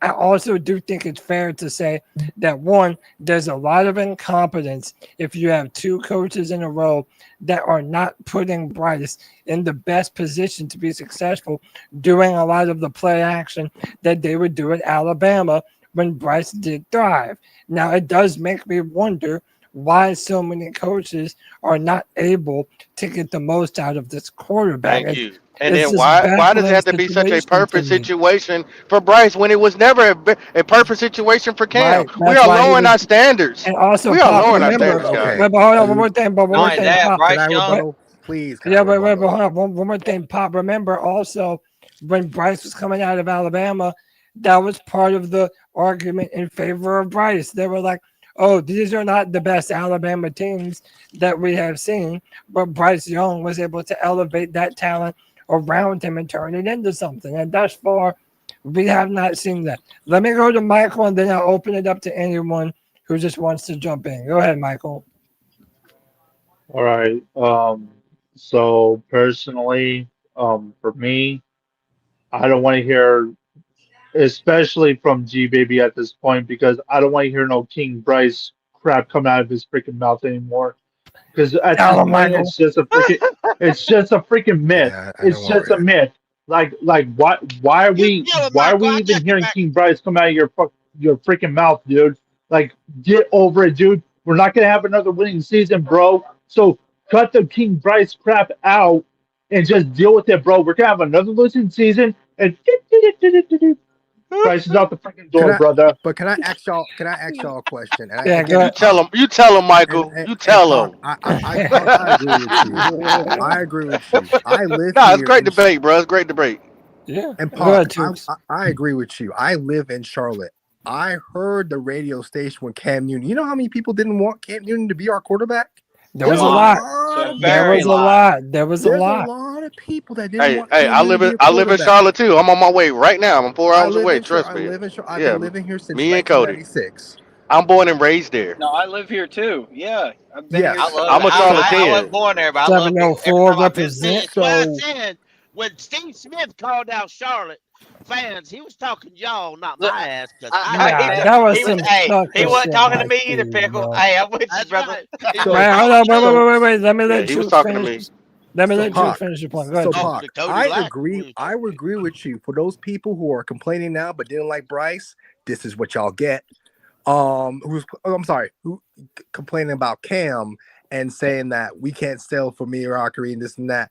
We're worse now than we've ever been before. Cam never had us like this. It wasn't perfect for Cam, was it? It wasn't perfect for Cam. We got to have everything perfect for Bryce. It wasn't perfect for a lot of Cam's a Hall of quarterbacks. Go ahead. I mean, it wasn't perfect for a lot of quarterbacks that won a Super Bowl. Yeah, I mean, you guys are that whole subject. Let Jay finish. Go ahead, Jay. That whole subject where a quarterback has to have everything in order for him to win a Super Bowl. That's false. That's a lie. That's a lie. Yeah, It really is. And now, hold on, Chuck. Go ahead. Guys, if anyone watched Cam Newton in college, you knew he was a special player. Those quarterbacks. There's only like 4 of those quarterbacks in today's NFL. That's why we have a quarterback mediocrity problem. Is like Cam in today's NFL would be right there with Lamar, Pat, and Josh Allen. But Bryce was never going to be that. So yes, we shouldn't have. He wasn't worth the trade up. And guys, this is ultimately why I kept saying, and people hated on me. you should have just tanked for your quarterback naturally and kept your own pieces. But Yes. we went the Steve Brady Wilkes got way. Darnold, And we ever did. No, hold on. No, and I got hate for it, but that's the problem with the half-assing from the organization. That's on them. Hey, I was with you on the tank. Even from this point, hold up. Even from this point too, I'll go take it a step forward. If you weren't going to acknowledge Steve Wilkes' work, going 6-6, the best coach in the David Tepper era, and didn't hire him, then you should have fucking tanked. And that's where this problem is that you can't half-ass something. So this ultimately falls on David Tepper. This ultimately everything that falls on him with the bad coaches, you've been gifted opportunities for this team to be better. It's been in your lap over and over and over again. And I never forget, you was on this podcast on Bryce rookie season, and we made surprising cuts. That's when I knew Scott Fitter was going to be fired. Oh, he fucked this team for 2 years. There's no depth in his charge. There's no depth. I also knew Scott Fitter was ass too. These guys are right in front of us. They're right. So some of y'all are just late to the party. That's all it is. People were saying, what is this team? There's still the reason why we suck is because of Scott Fitterer. There is It's kind not of just like, him. It's not just him. It's a confluence of different issues that made and us. that picture suck floating right around now. about Baker Rule Mayfield Fitterer. and Sam Darnold, it's not really a curse on the Panthers or laughing on the Panthers. It's a curse on Matt Rule. Matt Rule will never work in the NFL again because of that picture. The coach? I don't think even. I thought it was all about the quarterback. So look, I want to say two things, and then I'm gonna introduce my boy Kyle. We gotta let That's a good one. That was a good one. So I want to say two things. So there are 2 points where I feel like we could have done much better. I'm gonna be real at the quarterback position in 2020 when Matt Rule came in. Everyone in the scouting department wanted to trade up for Justin Herbert. Yes. We could have done this because the New York Giants at that time still had David Gettleman as their general manager. That was Marty Hurney. We could have. Hey, we could hold on. Let him finish. Let me finish. Sorry. We could have jumped forward. We could have jumped forward, grabbed Justin Herbert, and had an offense that consisted of DJ Moore, Christian McCaffrey, Robbie Anderson as the burner. We could have had a dynamic offense. Samuel. That's when the you other take your one, shot, when the yes. infrastructure is there. And by the way, it was a brand new head coach. Why wouldn't you want to Ian start Thomas? the year with a brand new coach and a brand new quarterback to be able to pair with them? Year one, that would have been perfect. The other thing, hold on, I'm almost done. Then I'm gonna pass the mic. The other thing, if we would have been patient and not moved up for Bryce Young or CJ Stroud, you could have been in a potential situation to draft either Jaden Daniels or the Charlotte native who just hit the Superman on us last week.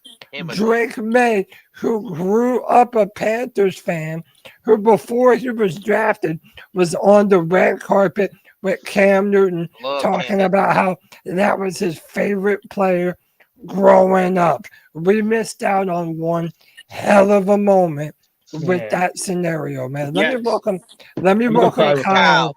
Let me welcome Kyle into the show. 910 Kyle. What's up, brother? Happy you're back on the show, man. Yeah, man. Fucking working. Just about done. I'll be done in like 10 or 15 minutes. I just had to hop on and see what y'all got going on. I'm going to be listening for the next 10, 15 minutes. Give me a little bit of bearings on what y'all are talking about. Yeah, man. I mean, I could spew the same facts I've been talking for fucking 4 weeks, but nobody want to hear that Bryce speak 'em, bro. I'm right there with you. The coach ain't it, and the decent defensive coordinator ain't it, and Brad Isdick is fucking. Who the fuck is that guy? Like Idiot behind Canales. Yep. Go ahead. Like who the fuck is that guy? He's getting paid to be an offensive coordinator, and he doesn't play. He doesn't call plays. He doesn't do. Like he might game plan in practice time when Canales thinks that that's the most important reps that these guys are ever going to get is in practice at like 9:30 in the morning. But he's the offensive coordinator for whatever fucking reason. So Let's just keep Dude. giving out money to people that don't deserve it, because that's just what this fucking team does. So I'm gonna finish my job and I'll be back on. Yeah, All we'll right, be here. y'all. Dude, I think all Canales says is good week of practice. That's all he says. Fuck that. What I'm saying is when Brad Isaac game plans, he game plans for the games. He game plans. He sets up every play call that we're going to use in the middle of a game. Where everybody's supposed to be lined up. And all that. So if you want to look at why a receiver's not running this route and why Excel's lining up a stupid route and he shouldn't be there, that's Brad Isaac. Dave Canales plays head coach. He don't play offensive coordinator. All he does is call plays because Tepper demanded him to do it. That's what he was hired for. But if he doesn't design the plays and knows who lines up where, that's why there was such a harsh change last year. Brad Isaac is the guy fucking all this shit up. Now I do analysis mental makeup because I want the harsh guy.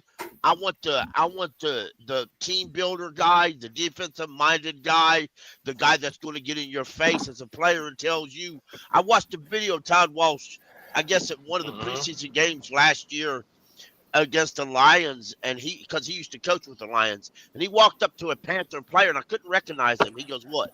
And the guy was holding his arm out. "Did you see your arm?" He said, "That's a long way from your heart, brother. Quit being a puss and get to work." Pickle, I just want to say this real quick about what you just said. If we lose this game, I wouldn't be surprised that Tepper might come to Canales and say, "You got to get rid of Brad Isaac, right, and put somebody in there with experience and know what they're doing." Where are these eldermen that we have in the building? Where are they at? We're a developmental program. We move slowly. They're on a coffee break. You're talking about okay. You're talking about Jim Caldwell and Dom Capers. And Dom Capers. Where they at? I've asked the same thing, and I tell you, last year what Sheena Quick told me in space. I said, "Where they at? What would they get paid just to hang out, drink coffee? They need to be involved in these meetings and educate people." She says, "They're there, and they can advise." But the coaches don't have to accept the advice. I said, that bullshit. I think I think we got a perfect storm of bullshit on our team. I think that's the reason why it was so bad. It's not just one thing, it's multiple things, man. And we really don't have nothing positive going for this team right now, except for us as a fan base. That's it. That's literally it. Dude, That's all it's we just got. so depressing, man. Like the Meow Mix news and the blowouts and Canales just won't stop saying we had a good week of practice. Like, bro, we do not care, man. He reminds me of Jason Garrett, Ant. That's what we are. Carolina Panthers practice squad. Mr. Wait, Clappy Hands. What'd you say, Jay? He reminds me of Jason Garrett a lot, He bro. does. Like, yes. That energy, Mr. Clappy Hands is what I call him. I told him, Cody, I literally what I call Dave Canales now, Mr. Clapper Hands. Hey, someone has the background noise. I think it might have been Cole. Hey, but I did want to revert back to this question because I kind of want to steer it back to the Dolphins game. What kind of difference are you expecting J.C. Horn to make on this offense? Pardon me. Yeah, thank you, Anthony. That's how you know we're going on wish 3 JC hours. would play offense, bro. And for real, he might be the best athlete on this whole team. But Jimmy Horn Jr., what impact could he potentially have on this offense against the Miami Dolphins, who do not have a good defense to write home about at all? I'm going to start with my man. Let me welcome him back to the show, Mr. Strats, back on the free for all. What's up, Strats? What up? How you doing, brother? Doing good, man. Doing good. Welcome back. What are you expecting from Jimmy Horn Jr. Since he's going to make his debut? Do you think that he can make an impact on this offense? I mean, at this point with this team, anything is, I feel like anytime I say anything, it's always probably the opposite of what I had in my head, or, so I don't know. I have no idea, to be honest with you. I know it's not a good answer, but This team surprises me in ways I just didn't know I could be surprised. No, you're cool. Yeah. Yeah. No, you're cool. Let me go to Alex and then I'll go to Cole. Go ahead. Just because I got to leave because I actually am running a bar right now and I just wanted to get on and hang out with you guys for a second. I appreciate the dedication, brother. Hey, man, send me a beer. I said just mail it to you. Also, if anybody's coming to the Jets game, dude, come on over, man. I'll get you. You already know, brother. I'm coming. Let's go, baby. Optimistic wise, I know I've been really pessimistic, and I'm really a nice guy. I'm really like a positive person. I think I said before the season, this is a young team. What young teams do, they surprise. They win games they're not supposed to, and then they lose like what the hell games. Like, how the hell did we win 30-0? How the hell after that did we just get destroyed? That's gonna be this team because we're young. That's what young teams do. I think we at least roll off 2 in a row right here. I think we're gonna be 3-3, and I think we do it in pretty insane fashion. This is speaking just historically about what kind of teams these do. This is what the Lions were when they went 9-8. They just were like, what? You guys are just doofuses. You're like falling on your faces, and then they just became awesome. So if that happens, everything we said about Canales and Bryce is out the window, and we're in a smooth. There is a way where we are just wrong, and that should make us feel like a little good because this team is talented. This team historically young teams can catch fire, and then we're the Lions. That's all I'm going to say about that. I'm calling it. I think we win the next 2 in a row. I think we're 3-3, and then who knows? But I do got to go. I really appreciate everything, man. You guys are awesome. I miss doing this so much. And I'll see you guys next time. Alex, we appreciate you, brother. brother. Man, hey, real quick, shout out your bar so that way you're it's called New the York Throwback. area. I live in New York City. It's called the Throwback. It's on the Upper West Side. If you want to just make up a fake review, go to Throwback Upper West, and say, man, it's the best bar that's ever existed in the history of the world. Hey, y'all, you heard it. Positive review bomb, the Throwback in New York and the Upper West Side. Alex, why the hell are all these North Carolina? We'll do for sure. We'll do for sure. Alex, All right, you're the man, brother. We appreciate you. Have a great night, brother. Man, I appreciate you guys, man. You guys are awesome. I'll talk to you next time. Love you, bro. Peace and love. Keep pounding. All right. Hey, Cody, can I ask you a quick question, and then I'll shut up? No. On my screen. You already asked it. Anyway. And I want to ask the group a question. Y'all know who Jim Caldwell is, right? Yep. Yeah. He's a long-time Lions head coach. And he's been offensive coordinator in the NFL. He's called plays for multiple teams in the NFL. He's on our roster as the advisor. Why not let him be offensive coordinator? I'm not. Hey, I think Caldwell and Walsh are the coordinators of the end of the season. Yeah. If it's me, y'all, and I'm a very biased person, and I'll own up to this shit. If it's me, I'm going to get rid of Bryce Young, get rid of Dave Canales, put Jim Caldwell as the head coach, and the Hooker as my quarterback, and Walsh as my defensive coordinator. Ah, shit. Hey, let me get Cole back in here. Cole, do you think Jimmy Horn Jr. can excite this offense and take advantage of a weak Miami defense? Cole, do I got you, brother? I think Cole's smoking. Well, he's unmuted. Cole's been having some audio issues, so that might be a problem. We'll come back to Cole. Kyle, you want to jump in? Yeah. I think Jimmy Horn does add a level to this offense that they don't have because specifically most of the play calls last week were balls that Bryce was throwing maybe 10 yards in the air and the guys were catching it 4 or 5 yards off the line of scrimmage. And that's where Jimmy Horn's going to live. So, I mean, if you give me a speed guy in the slot that's going to be catching a route 5 yards away from the line of scrimmage, I think Jimmy Horn's going to be good. I think the guys that we had out there, Bryson Tremaine, T-Mac gets doubled because they know he's our best receiver. Bryson Tremaine is a big motherfucker, but he's not agile and he's not able to get immediate separation. So that's why he wasn't getting balls. So it'll be interesting to see what Jimmy Horn does, because if he can get open by the 4th step, he's going to get the ball at least 10, 12 times. Yeah. Yeah, Dude, yeah, I love to think about what we might be able to do with just that speed, man. I've been saying for 3 weeks now, we need that top end speed, and our offense has been lacking that. Go ahead, Jake. So, give Jimmy Horn the ball in space and just watch him go off, bro. That's all you gotta well, do. is Bryce playing or is he sitting? Bryce is playing. Oh, he is. Don't know how you feel about that, but he is playing. I mean, we're what's going to the throw over for less under than on 200 how many? yards. What's the over under on how many turnovers he commits? Whatever it is, bet under. I don't care what it is. Well, so Whatever it here's is, bet the under. here's the thing, Strats. In the past couple games, he really hasn't turned the ball over. Now, the first 2 games, he was turning it over a lot, giving up 10 points in the first quarter, probably more. But he has been taking care of the ball. I think a lot of it is just, can he operate this offense in rhythm?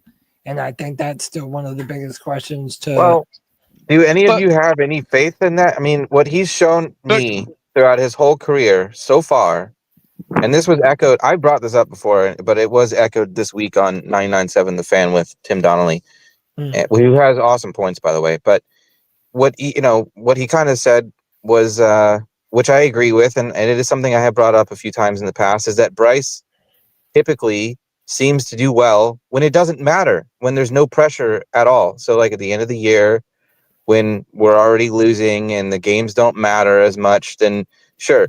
Or the other week when we were down God knows how many points, and then we started actually coming out and performing decent, but we couldn't finish the job.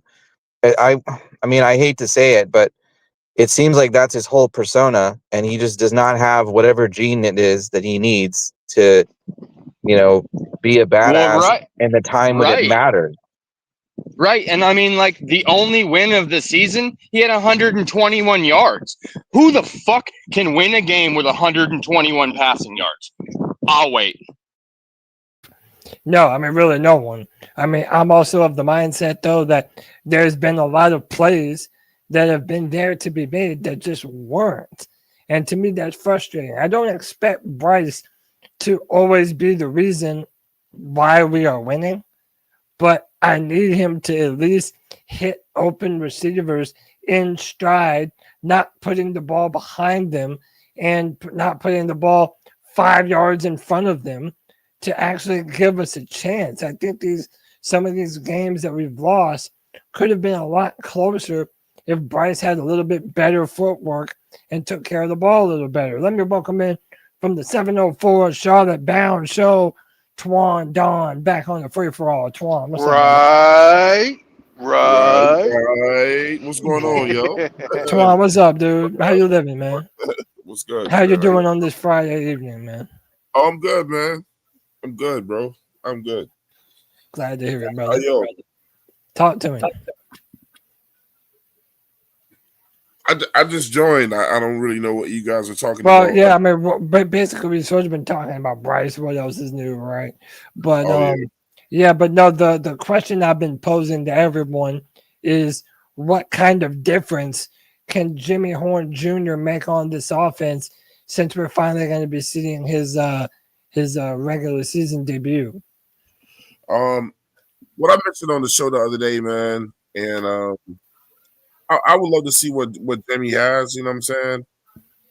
But one of the things I said on my show the other day, man, and Pittsburgh Pop was over there. I said it's a good thing to see what he's got, but if the Carolina Panthers have to depend on Jimmy Horn coming in, then we're in a bad place. To see what he's got. I mean, I know with the injuries, but I wanted him to, to develop, but I just think the team will look better when if Coker's ever healthy. See what happens when Excel gets back. When our line is back, like, healthy, I mean, it's broke too. There's not a lot to be excited about with Panthers football, man. You know what I'm saying? And it just seems like the injury bug hits us every year too. And you can't win without your starters.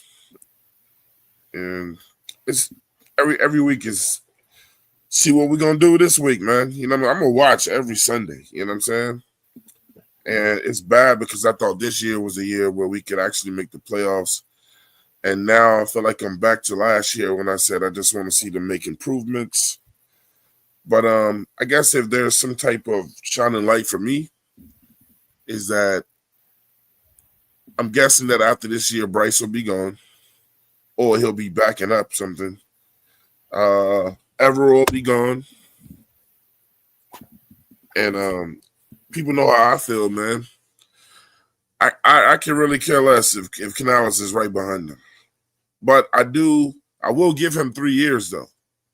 I don't think it's fair to cut him after 2, and I don't think it's fair to cut him after if he hasn't had his own quarterback yet. So that's where I stand, bro. Okay. Hey man, shout out to Jameson Smith in the chat room. He wanted to ask a question of the panel. I'll let everyone answer.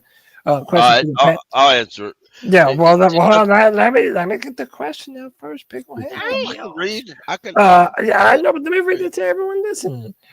Question for the panel: Would you rather have 20 more years of this with David Tepper, or would you rather Tepper move the team? I don't want to matter. Neither. I mean, it really doesn't matter. If Tepper moves the team to both teams, you think he's going to stop being the fucking owner? To me, this is like he can't move a team for another 10 years anyways. And listen, yeah, he is contractually obligated. I mean, it doesn't matter. He ain't going to move it because he's contractually obligated to stay. He can't go nowhere for 10 since they're going to rebuild this, or they're going to fix up the stadium for him. And besides all that, does it matter? He's owner wherever the hell the team goes. I think what Jameson was asking was just, just a broad question to see where we are with the thinking, like knowing that neither is possible right now. But, just to see where we were going with that, you know what I'm saying? I'm saying neither. Shit, I don't want Tepper to own the team, and I don't want him to move it. To me, this is like asking, would you rather eat a dog shit sandwich or French kiss your sister?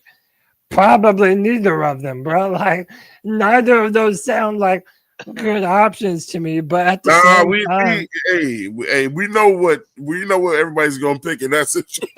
I know we don't. I don't think there's no. If you gotta make a choice, good options there, bro.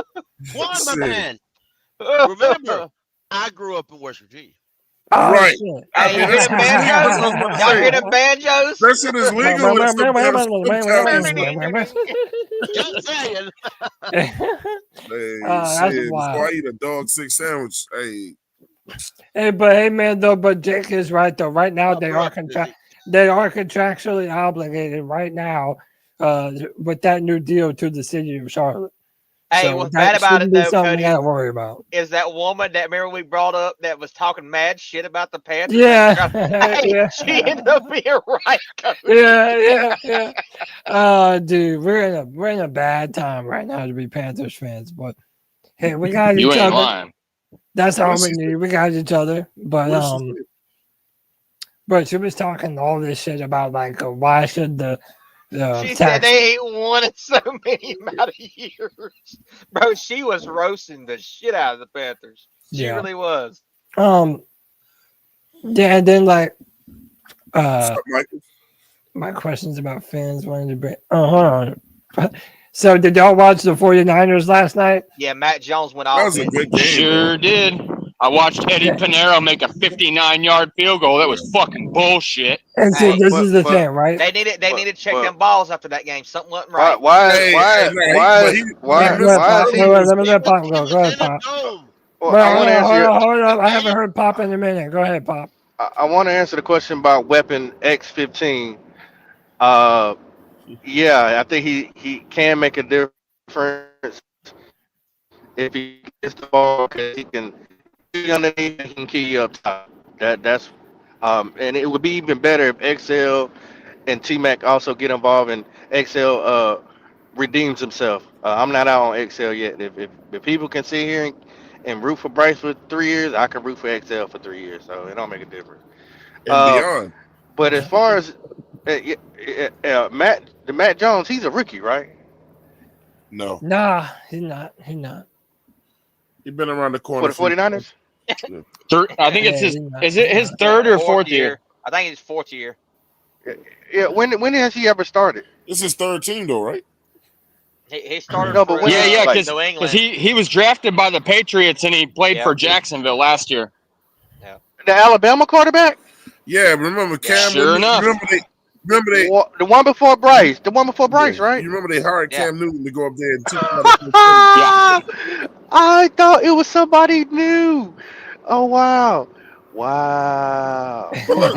But as Pop mentions Well, that, Y'all just blow my mind. Damn. I'm muting my mic. But Twan, let me sort of set that up a little bit because Twan, earlier you mentioned, that Bryce, that probably maybe might move on from Bryce next year. Right. But to me, in my opinion, and we talked about this on your show, I do think that Bryce will be on the team. But I do think you have to start to look around the NFL for quarterbacks that they might consider to bring in as some competition for Bryce if things don't continue to pan out well for Bryce. I think two of them that come to mind are Matt Jones, because they have Brock Purdy over there. And depending on how the season goes for the Jets, I think Justin Fields could also be in that conversation as well. I'm not saying for sure, but if we're talking about guys that you can bring in to at least be a part of a competition, you have to start looking at some of these dudes.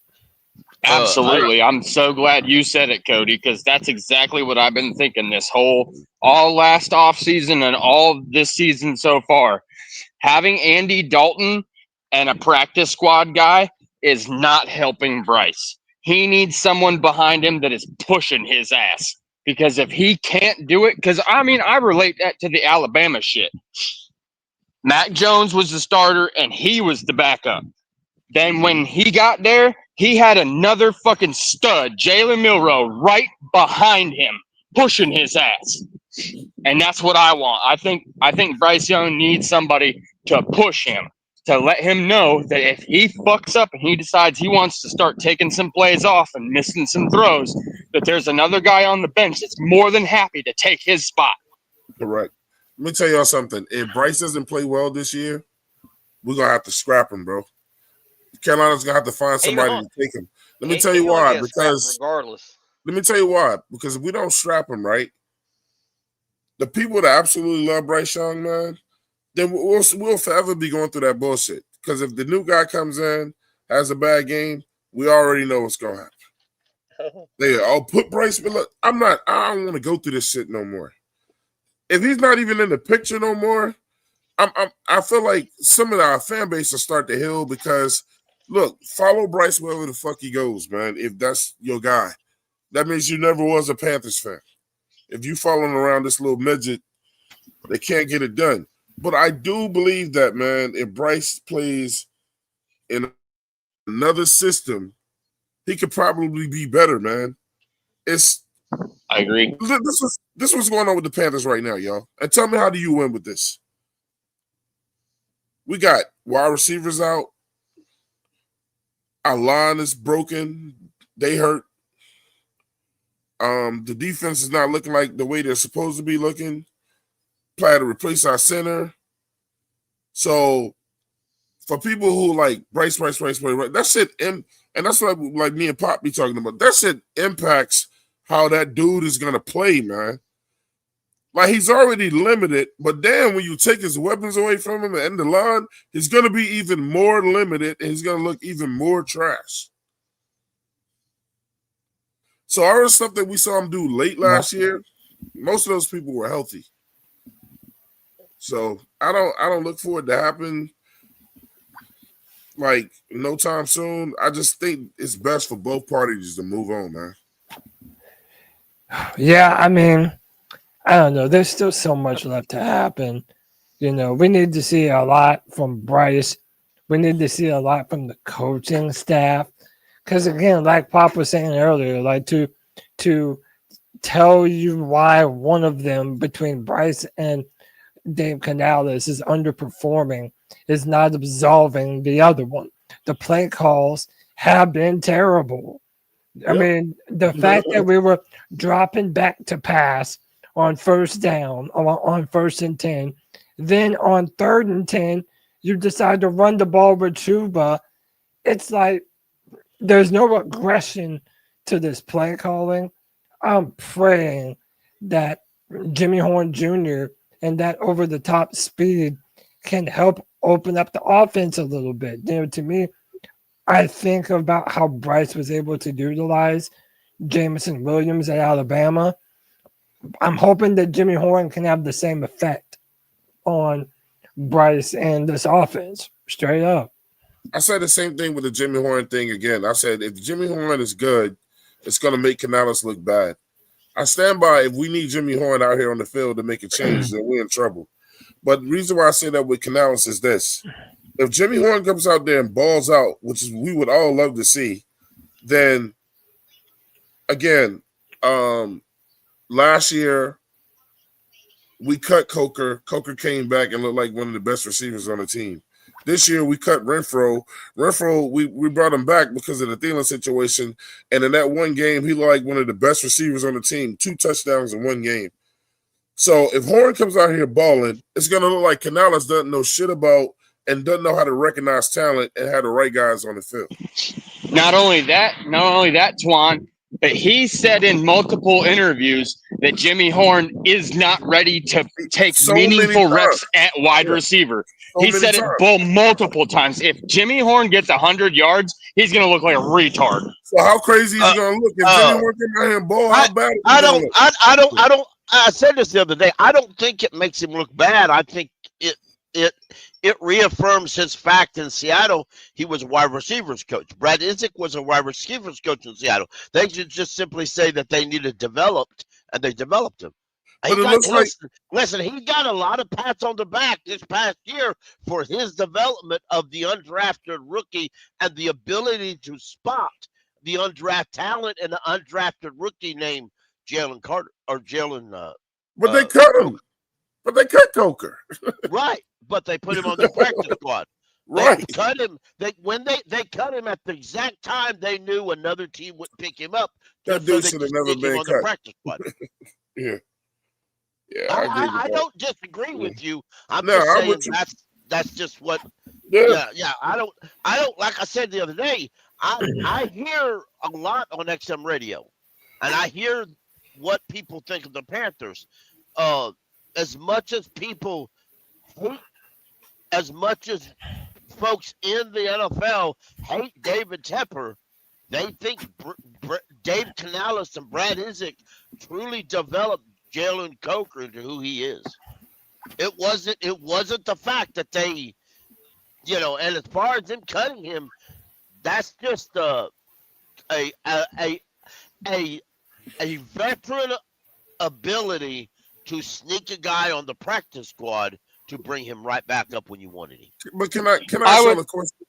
I'm no David Tepper defender. Y'all know I don't like him. Right. But can I ask a real question, Cody? Yeah, go ahead. People are bringing David Tepper's name up more and more this year, right? Because we're always looking for something to blame. But what did Tepper do wrong this year? Nothing. I don't think so. It's a good question. And then also, Twan, we've been saying earlier, that he's been very hands off. Yeah. That he's supposed to let the guys in charge of making decisions, like Dan Morgan and Brent Tillis. He has let them really have the reins to the whole show and let Dave Canales have the reins to the team. So I mean, listen, I know that it's very popular to blame David Tepper for everything, but now I kind of just feel like he's the scapegoat for Panther fans who want to be mad at something. At least this year. Because it goes all the way back. Because the people complaining, it's going to go all the way back to the fact that he picked Bryce. Man, that was 3 years ago. It ain't got shit to do with that team look like on the field now, though, bro. We got a culture on this team already. It's called a losing culture. It's a bad culture. It's a losing culture. And to have a winning culture, you can't have a winning culture on a losing team. It don't work that way, y'all. Twan, does it work that way? Can you have a No. winning culture on a losing team? On a No, it's bad not- team? It don't not work gonna that work. way. You got to win to have a winning culture. They got to learn how to win. It don't come natural. They got to learn how to win. Once That's a they fact. learn how to win and they learn how to keep winning, then that winning culture comes natural. And they gotta take losing personal. And I don't think Right. they do that. Exactly. And they I don't don't do think that they now. do that. Yes. Yes. Oh my I don't God, think- they've I got don't to think take they it do that. personal. I don't think they take losing personal. I think they just go through the motions, get the Right. check, go up to the On to podium, next and week. get ready for the next On to one. next week. Yeah. Yeah, it's At the end of the day, I want to blame coaches, I would but you give- got to blame players too. Why aren't players getting in each other's asses, man? What I I agree. wouldn't give for Bryce Young to come out in a press conference and say, you know, I'm tired of fucking losing. Throw his paper down and walk out of that press conference. Something. I would give money to see that. Something. Oh, fuck yeah. All I hear is, You know, I got to be right. better. I got Show to be some- better. This is show on me. some I got to be signs of better. life. The most you see is Show some signs that is you want Bryce it. are giving heat to the owner or to the And him and to the Canales, head all they coach. do is defend each Canales. other. I want to see Bryce walk up to the O line and the wide receivers and start blocking your ass. Look at the receiver and say, "Do your fucking job and get open." That's what I want to see. I don't know if it's too late for that though. It may be, but I agree with you. I really don't think, and I told Cody earlier this, I don't think a lot's going to get fired this year. But I believe Canales and Bryce are on the same trajectory. I believe come June the 1st, when it's due, they're not going to pick up Bryce's 5th-year option. And now the draft or free agent, they should add another quarterback. But I think if things don't turn around by the end of next year, they're both walking out the door together. Now that being said, I believe that they will bring in a quarterback in one way, fashion, form, or another, maybe a couple of them, and say, here. Do y'all remember me saying you know- one of the number one reasons why I was defending Bryce was I said he's in a contract year. So I said I expect that boy to go out there and do his thing. Right. But like if you know your money is on the line this year and you still going up there stretching your arm, stretching your hair, saying I gotta be better, you know, I trust Canales, then you ain't concerned with your money. Then maybe you don't even one thing we gotta ask ourselves really is this: does Bryce even enjoy football anymore? Does he love it? Right. But you know what, Twan? How sad is it though that we have now asked that about multiple Panthers players? Yeah, I don't think they love it. Right. Is it just possible that playing for the Carolina Panthers will kill your love for playing football? Unless you're here to get a check. Yeah, I don't know, man. Like I want accountability, and at this point, I don't even care where it comes from. Me and Tony were arguing on Tuesday night. Does it need to come from the players? That, like he said, does it need to come from the coaches? Like I said, I just want it to come from somewhere. Like y'all said, we need this team to take it personally when they underperform and don't live up to the Panthers standard that somebody must implement. Don't when you're a head coach or you're a coordinator or you're whoever the fuck you are, and you remove a guy and you put him on the bench for poor play, say that. Yeah. Don't make up his fake fucking injury. Say he's benched because he fumbled the They fucking don't got ball. the balls to do that, Pickle. I know. Yeah, our team is so phony. He's so phony. Cody, you mentioned Jones, the quarterback for 49ers. One thing I want to Mac clear. Jones. Yeah. Mac Jones looked good because he was in the 49er offense. Unless we bring in somebody that can run the 49er offense, I don't think he'll look good. But I said the same thing about Sam Darnold. I don't even know if he can keep going after what I saw. He looked broke down at the end of that game, bro. Yeah, but dude, I appreciate him getting his But look ass at his back heart- up but look there at and the going heart, to though. fight because But you he see his was heart. hurt. Yeah, The he was fight. hurt, and then he went back out there and fucking did his thing. fight. Man. So The fight. yeah, no man, shout Carolina out has to no him. fight, bro. No fight. But I'm gonna tell you what the fans can do though, man. at this point, man, we have to embarrass our own team to a tremendous height to get some changes. Like nobody go to any games, and then when you look at that crowd on TV, and these commentators are like, it's just the away team in our stadium. That's it. David Tepper can't. Then that's where he has to step in and do something because you can't run from that. That's the ultimate embarrassment. When you sold tickets for 45 cents or something like 3 years ago, because it was like a rain game and nobody was coming, that's ultimate embarrassment, bro. And then like billionaire egos. I know somebody with them other owners got to be, man. Your team, y'all look terrible. I just don't think the owners give a damn. I really don't. I absolutely do not. I think the owners don't care if it looks bad. I don't think. I said this earlier in the chat. David Tepper is officially on the NFL Owners Financial Advisory Committee, and what does that committee? According to that committee advises the owners on. That's he's in that committee, and that committee advises owners on the best way they can make more money. That's what that committee does. Because he's a great business mind, He's the second richest owner in the league. They offered Rob Walton, the owner of the Broncos, a spot in there, and he turned it down. So, but Tepper's still in there. So, but I mean, that's they advise each other on the best way they can earn money. I mean. Again, Tepper don't make a lot. The owners don't make a lot of money by fan sales, tickets. They make their money in the TV contracts, and the players too they at get this from point. Coca-Cola, well, and nobody them from Amazon, and damn events in the stadium. If you're an owner of a football team, though, bro, look, you don't want that type of embarrassment. Because they all got egos. I used to think that a lot. I did. But but I did want to steer the conversation a little bit back to the Dolphins. We talked a lot about the offense and the coaches and the ownership, as we always do. But boys, we have a game this Sunday, okay? And the team that we're playing is not very good. So to everybody who says that we're so negative and we're burying the Panthers before the season's even over. How about this? If the Panthers have any chance left to right the ship, it's going to come in the next 2 weeks. If you lose to the Dolphins and the Jets, we are officially dead on arrival and there's nothing else to it.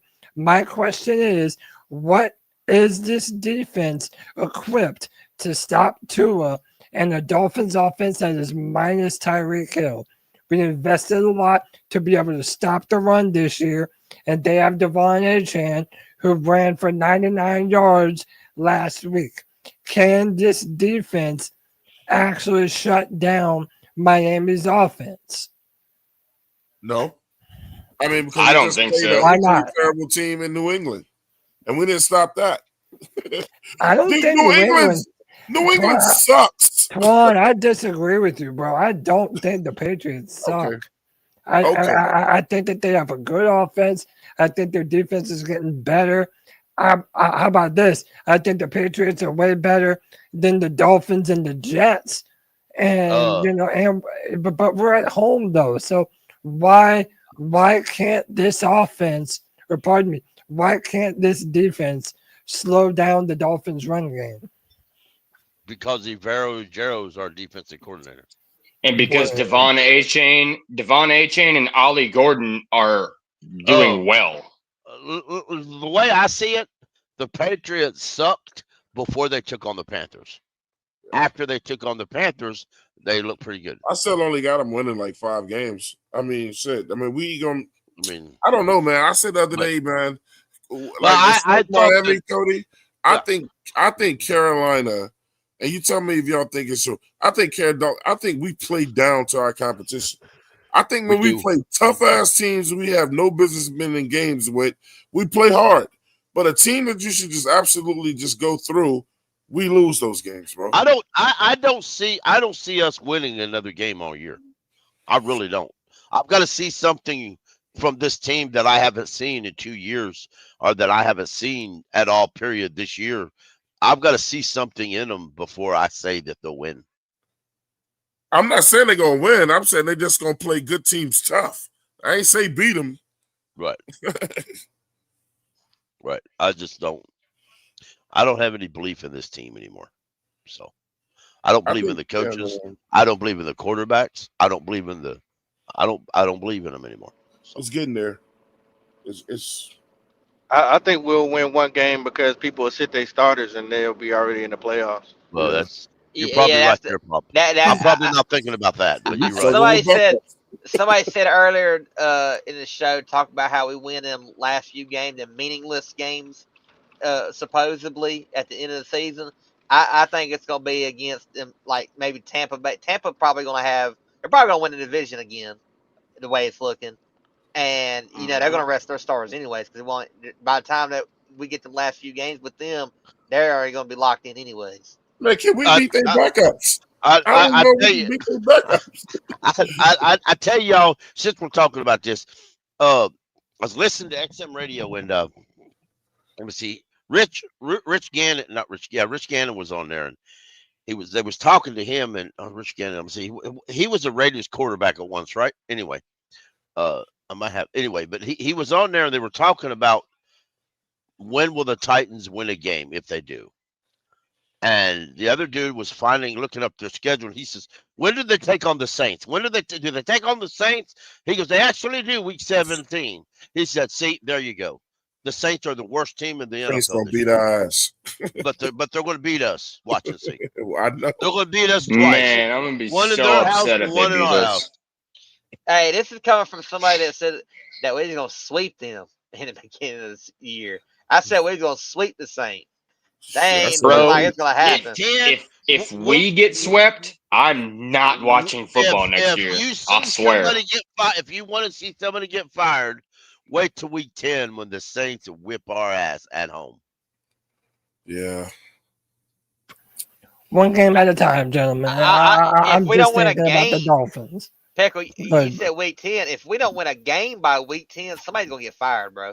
Somebody is. I don't know. See, that's the thing. I don't want Tepper to fire anybody because people gonna still use him as a scapegoat when he should be firing some people. I feel you, but like if we can't win against the Dolphins or the Jets, I feel like something's got to happen. But why y'all say that? I mean, the Miami has been a better team for a couple of years now. I know Miami's I mean, why are we trying to? Yeah, but I mean, we're trying to make it seem like Miami is like a 5-win team or something. I'm not going to the point that they like suck or something. I'm going back to the point that like when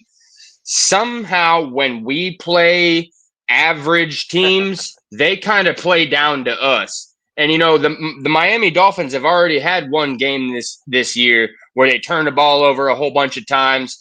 And they just couldn't get anything going offensively, and they made an average team look like a great team. So I just say, by that token, they're susceptible to a mistake or two. You know, they're down Tyreek Hill. We could be in a position where the game should have been closer. You know, people who watch it, they watch the first half or watch the whole game. Like maybe through 3 quarters we're close, but we're still getting beat. That's what I'm saying. I'm saying like we got to look competent against them. I'm trying to think. How many games did they win last year? Miami? Yeah. I don't know. They were not a great team. I know how many we won. We won 5. But let me just say this though, right? That football math is by no means a perfect science. But if we beat the Falcons at home, like you can't tell me that we don't have a chance to beat the fucking Dolphins, bro. But Cody, we didn't beat the Falcons. They have a bottom, but we did though. I'm not saying the Falcons beat them, bro. I'm not saying they beat themselves, bro. All right, maybe so. But what I do know is that the Miami Dolphins have a bottom 30 defense in the pass and the run. So if there was ever going to be a game that the Panthers offense gets back on track, I'll be damned if it ain't this one. But we just as hurt. But Cody, we're injured though. But are the injuries at the positions that we're injured at? Is it really that life or death? Like we have Chuba, he's injured, right? But you're getting back. Got Trevor Etienne, he can run. Yeah, Trevor Etienne. You're getting back Xavier Legette. I know that don't mean much to some of y'all, but you have Jimmy Horn Jr. being added to this offense. It's like if there was ever going to be a time to do it, a time to get back on track, it's right now. We're still undefeated at home. I agree with you, Cody. I understand what you're saying. I personally just don't have the hope and the faith it's going to get there because, like I said, I gotta see some sort of fight from this team. Just bending over. I mean, this is just. I gotta see some sort of fight. This reminds me of the guy. This reminds me of a guy that I knew in high school, who stood there and watched another guy beat up his girlfriend because she bumped into him in a hallway, and he said, "But my dad told me never to get into a fight." He's a pussy. And the girlfriend's brother stood there after a day or so later, stood there and looked at him and said, "Well, let me show you what my dad taught me." And he whooped the piss out of that boy standing there. I stood there and watched. Teacher said, "Why didn't you stop it?" He said, I said, "I don't get paid security." But I mean, you got to have a fight. When you said to get your ass whooped, you're just going to lay there and let it happen? My Carolina Panthers did. Yeah. Every fucking one of them. Shout out to Eleanor Jones in the chat because that way he put is basically the answer of if we're going to win or not. It's harder for the Panthers to stop the run than catching a cold. And it's like Devon Achane is looking really good. And like I said at the start of the show, he's almost just as dangerous in those short yard passing situations than he is anywhere else. He has a couple touchdowns. I think he had 140 something yards running. I mean, as a receiver on 19 receptions against the Jets. Like right now, he's starting to come into his own. Our game plan on defense depends upon whether or not you can stop their best weapon, which right now unequivocally is Devon Achane. I mean, you gotta respect Waddle as well. But I mean, look, they're gonna lead the bank smelling like sardines. So we're gonna lose. Damn. Man, we got to get back to it. We got to get look. I'm hoping the next defensive coordinator is bringing back that 4-3. Thank you. Because it's horrible. Look, man, our linebackers are atrocious. So that's what the 3-4 defense highlights is linebackers. So it's like, man, look, I can't tell everyone, look, bro, if you don't know that. And you don't know that maybe I might have to switch my defense to a 4-3 instead of just like I'm gonna do what I do. If it works or not, then you don't want a job. You don't have linebackers this year, man. So that 3-4 shit is gonna be trash all year. Hey, Cody, you know where A-Train was drafted? Where? He was drafted exactly 4 spots after we drafted DJ Johnson. Damn. Put that in your smoking. That Put that in your pipe smoking. By the way, shout out to Panthro74. He said as much as XL looked bad, his size and speed and Jimmy Horn helped keep double teams off of T-Mac. So that's a good thing to bring up to now that you have XL and Jimmy Horn. Bro, I'm calling my shot. I think T-Mac gets not 1, but I think he gets 2 touchdowns in the bank. In the bank. Well, that's not from Andy Dalton. That's not getting crazy, Big. Hey, I don't even care who or how it comes from. One can be in garbage time for all I care. I'm calling my shot. T-Mac, 2 touchdowns in the bank, the first 2 of his career.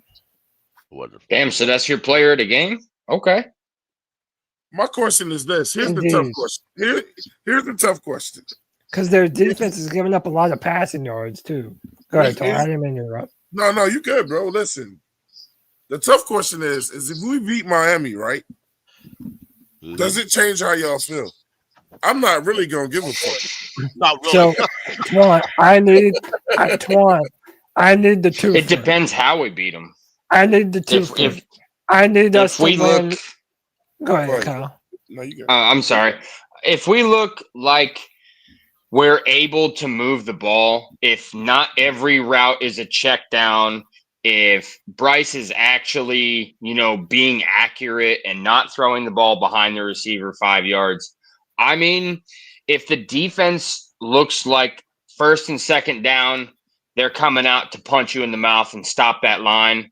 And third down, they're covering well. They tackle well. I mean, if they look like a disciplined, focused, and game plan team, then yes, I will feel a little differently. I'm not going to be like, oh, fuck yeah, let's go Panthers. But at the same time, I'm going to be like, okay, so here's a little bit of competency. Here's a little bit of intelligence. Here's a little bit of football IQ going into a game that you very easily could lose. So, I mean, I'll feel a little different, but, I'm not going to. But look how I'm going to get Kyle on this, though, Kyle. But, Kyle, you just said that Atlanta beat themselves. So Yes. How good could you feel about us beating Miami when they ain't shit?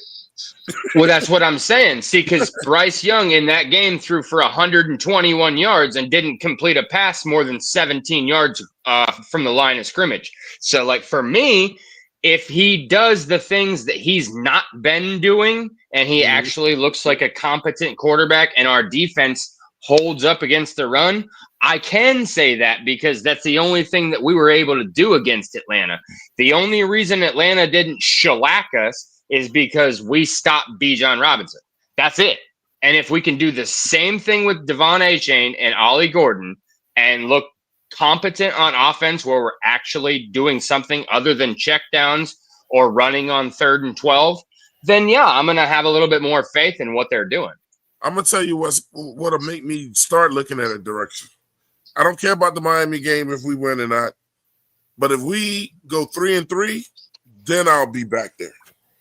That's what I was going to say, Twan. Because 2 and 4 don't mean shit to me either. We need the twofer. We need to be able to beat the Dolphins at home. 3-3, that's something to work with. We need to beat the Dolphins at home, and we need to go on the road and beat the Jets. If we do that and we see that those two specific signs of life and follow up a good performance with another good performance, I don't even care if it's against two bad teams. Those are the types of performances that you can build some confidence on and start to put together a run. We are not far behind in this division at all. I mean, right now, I think we're still second in the division, aren't we? Or is Atlanta ahead of us now? Atlanta's ahead of us now. I know what I'm going to say because I can't say it the way I want to say it. Why not? Say that shit. But it's because it's a word that describes something that the internet doesn't like, but it's the absolute truth. So I'm just going to change it around a little bit. I'm just saying that I think that the Dolphins are going to fuck the Panthers. Why? Because if you ever look up what Dolphins do, and I used to love Dolphins, but now I don't like the team, the actual animal. The Dolphins fuck anything to get in the water. Your dog, your cat, yeah. They will tear your ass up. I think that's exactly what's gonna happen to us. Bro, the Dolphins are the OG gooners of the animal kingdom, bro. I don't know who y'all pick for y'all pick 'em or y'all sleeper pick this coming Sunday, but I can tell you who the hell I picked, and it's sure to hell what the Carolina Panthers to win that game. Damn. But then all right. But then it seems like when we get at our absolute lowest, then they'll win. I mean, yeah, because listen, I have rethought every game. And then on Fridays, between Friday and Saturday night, I changed my mind and say we're going to win. I just do. I just can't do it anymore. Again, I got to see something. That's what I'm saying. Every time I pick them to win, they got to show me they have a fight in them. Every time I pick them to win, they lose. I said that you can talk your talk, and I mean, that's all they're doing. They're talking their talk. Tua I'm gonna come tired of out hearing there the and talk. show you I'm the real Alabama quarterback. Yeah, bring it. Bring it on. I ain't scared of Bryce Young. I I don't know might if be there's fat, anybody but that's I scared of Bryce guarantee you, Young. if I get my hands around his body and throw his ass down, my fat ass is going to sit on him. He ain't going nowhere. Pickle. That was a dumb It must be conversation. We Shark need to Week. move on. Are you saying that if me and Bryce threw hands, I might be able to best him? Well, Hell you yeah, know, he's gonna apologize after he hits you, Cody. He's gonna stop and be like, "Oh my God, I'm so sorry. I didn't mean to do that. I don't know what came over me." Hey, he's I'll a tell you gentleman. exactly He's what a you need to do. gentleman. Hey, shout I'll out to tell the you real what. AP. I have no idea why we Right. can't carry over that energy. I have Right. no idea. It makes no Right. sense. But that's what Derek Oh. Brown said too. Derek Brown said it's embarrassing that we do what we did against Atlanta and then come up and put this fucking pathetic performance. I'm paraphrasing here, obviously, but that pathetic performance against the Patriots, it's unacceptable. It's Thank unacceptable. God we got him under contract, man, because I wouldn't blame him for wanting to leave. I know him or JC Horn. And no, I would not be open to trading either of them. No, I I'm wouldn't either. done trading our players away, dude. I'm hanging up the phone if a team even asks about him. Yeah, I'm throwing the phone out the fucking window, bro. Hell no. I'm telling them I want their 2 best players and 5 firsts. That ain't gonna happen. Exactly. Unless Scott Fitter is the GM for somebody. See, Where why is the hell Fitter? can't nobody hire Scott Fitter be their GM? But Shit, man. But We wait, need to wait. fuck somebody over for that. But wait a minute, isn't Fitterer with someone? Isn't he with the Commanders? Yeah, but he's not a GM though. No, he was. He's like a consultant or some shit. He ain't anymore. I don't That think is, that's why I told you I hate that buddy system in the NFL. I see guys do shit in the NFL, man, over all my years where you shouldn't even have a job in the NFL when you do certain things, bro. How the fuck does Scott Fitterer get another job doing anything? So that's how you know it's like anything to do with football, anyways. You could just pick up the phone and call somebody that you know. You're like, yeah, I'll get you a job over here. Juan, you know who gave him a job with the Commanders? Marty Hurney. The assistant GM of the Commanders at the time, Marty Hurney. There you go. Damn. It's these buddies, bro. That's why the Carolina Panthers you know who can't win. gave Marty Hurney a job? Yo, the two of them, the two of them combined, that's bigger ass chicks than Meg the Stallion, bro. You can't. And somehow or another, they figure out how to draft.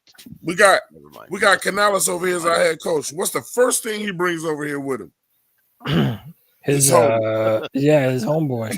It's Adam Sandler buddies. And neither one of them know what the fuck they doing. If I'm a head coach, I'm reaching out to like, look, man, I got to get the best over here with me, bro. He still does work for the Commanders. Yeah, I ain't bringing fucking Tillis. All right, boys, look, it's that time. You already know. We're going to get your player of the game, who's going to win and lose, and what the final score is going to be. And we're going to get up out of here. Hey, Michael, brother, you still with me, man? Yep. Yes, sir. Give me your player of the game, your final score, and who wins. My player of the game is going to be, well, of course, it's going to be T-Mac. My final score is going to be 35-13 Dolphins.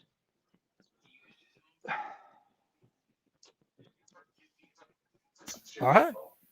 What was your tell me your final score one more time? 35-13. Damn, so it's shellacking. All right. I appreciate you as always, Michael. And again, condolences on the loss of your grandmother. Prayers up to you and your family, man. Definitely prayers up, brother. Yeah, man. Let me see. Who wants to go next? I'll go. We're going Twan, then Jake. I don't do scores. I never get it right, but I'll say player of the game, T-Mac. and I'll say the Panthers win. I'm setting myself up for failure, but there you go. All right. I like it. I like it. I like it. My man. What Pickle just said, it's like when you get to it, it's like I'm still gonna pick him. Yeah. I mean, hey, like I said, these two games that we got coming up back to back are the two easiest games left on our schedule. So if you're going to predict the Panthers to get the W, you might as well be here. But hey, that's up to y'all. Go ahead, Jake. Appreciate you as always, my brother. Tell me your player of the game, who's winning, and your final score. Man, I want us to win this game so damn bad. I want to I win know, so brother. bad, Me but too, man. I'm definitely going to go with player of the game, Tua, and the Dolphins win 28-14. Man, I want us to win, but man, I got to see some fight in this team. I got to see so many of these concerns I got with this team right now to be right, and I just don't see it yet. I just don't. Yeah. I hear you, brother. Shout out to C-Dog 1983 TV says Rico Dowdle should be the player of the game. What an opportunity for him with Chuba out. That's for damn sure. Let me go to my brother Poppin on his way back to the Queen City of Charlotte, NC. Pop, appreciate you as always, brother. Give me the player of the game, final score, and who wins. 30-17. Miami. Worst player of the game, Bryce. MVP of the game, Waddle. And that's that. He gave us a twofer. The worst player in the game and the best player in the game. Damn, I appreciate that, Pop. That's an extra credit right there. He is who we say he is. Trash. Yeah, man. And hey, by the way, for the real AP, he wants us to give a shout out to Gordon Johnson. Just passed away on the 29th. He was a PSL owner. Prayers up, everybody. Yeah, prayers up to his family. Prayers up to Gordon Johnson. Rest in paradise, man. Next up, let's go to my man Kyle. Kyle, appreciate you as always, brother. Yes, sir. Yes, sir. And shout out. I think it was Kitty in the chat said something about the it's members mark. She said you got something suspicious back there. Yeah, it's a members mark towel. Cool. Oh, up on the maybe you can see the shelf. No, you're good, brother. It's a vase, bro. It's a vase. It holds flowers. Yeah. Yeah, sure it is. Go ahead. Hey, man, no, there's a flower in it right now, dog. I swear. No, but for real, florist, it's a real flower. Yeah. No, but for this game, I'm gonna say you ought to see that Kitty. You ought to see that snake he had in his apartment here the other day.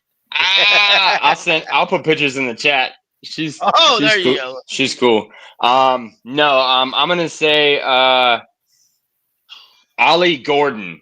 I think Ollie Gordon has his breakout game because I think that the Panthers are gonna figure out Devon Achane and we're gonna sell out to be able to stop him like we did with the Falcons because they have a good running attack. And the change of pace back is something that we can't handle. So I would say that is the player of the game. I think the score is 31-21 Miami. I think we put up a fight, but I think they end up beating us at the end. Okay. All right. Panther Pickle. Play of the game. Final score. Who wins? Okay. I'm going to lie like hell. The Panthers. Lie to me, bro. 24. Miami 14.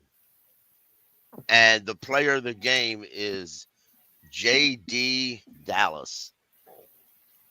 Yeah, DJ Dallas.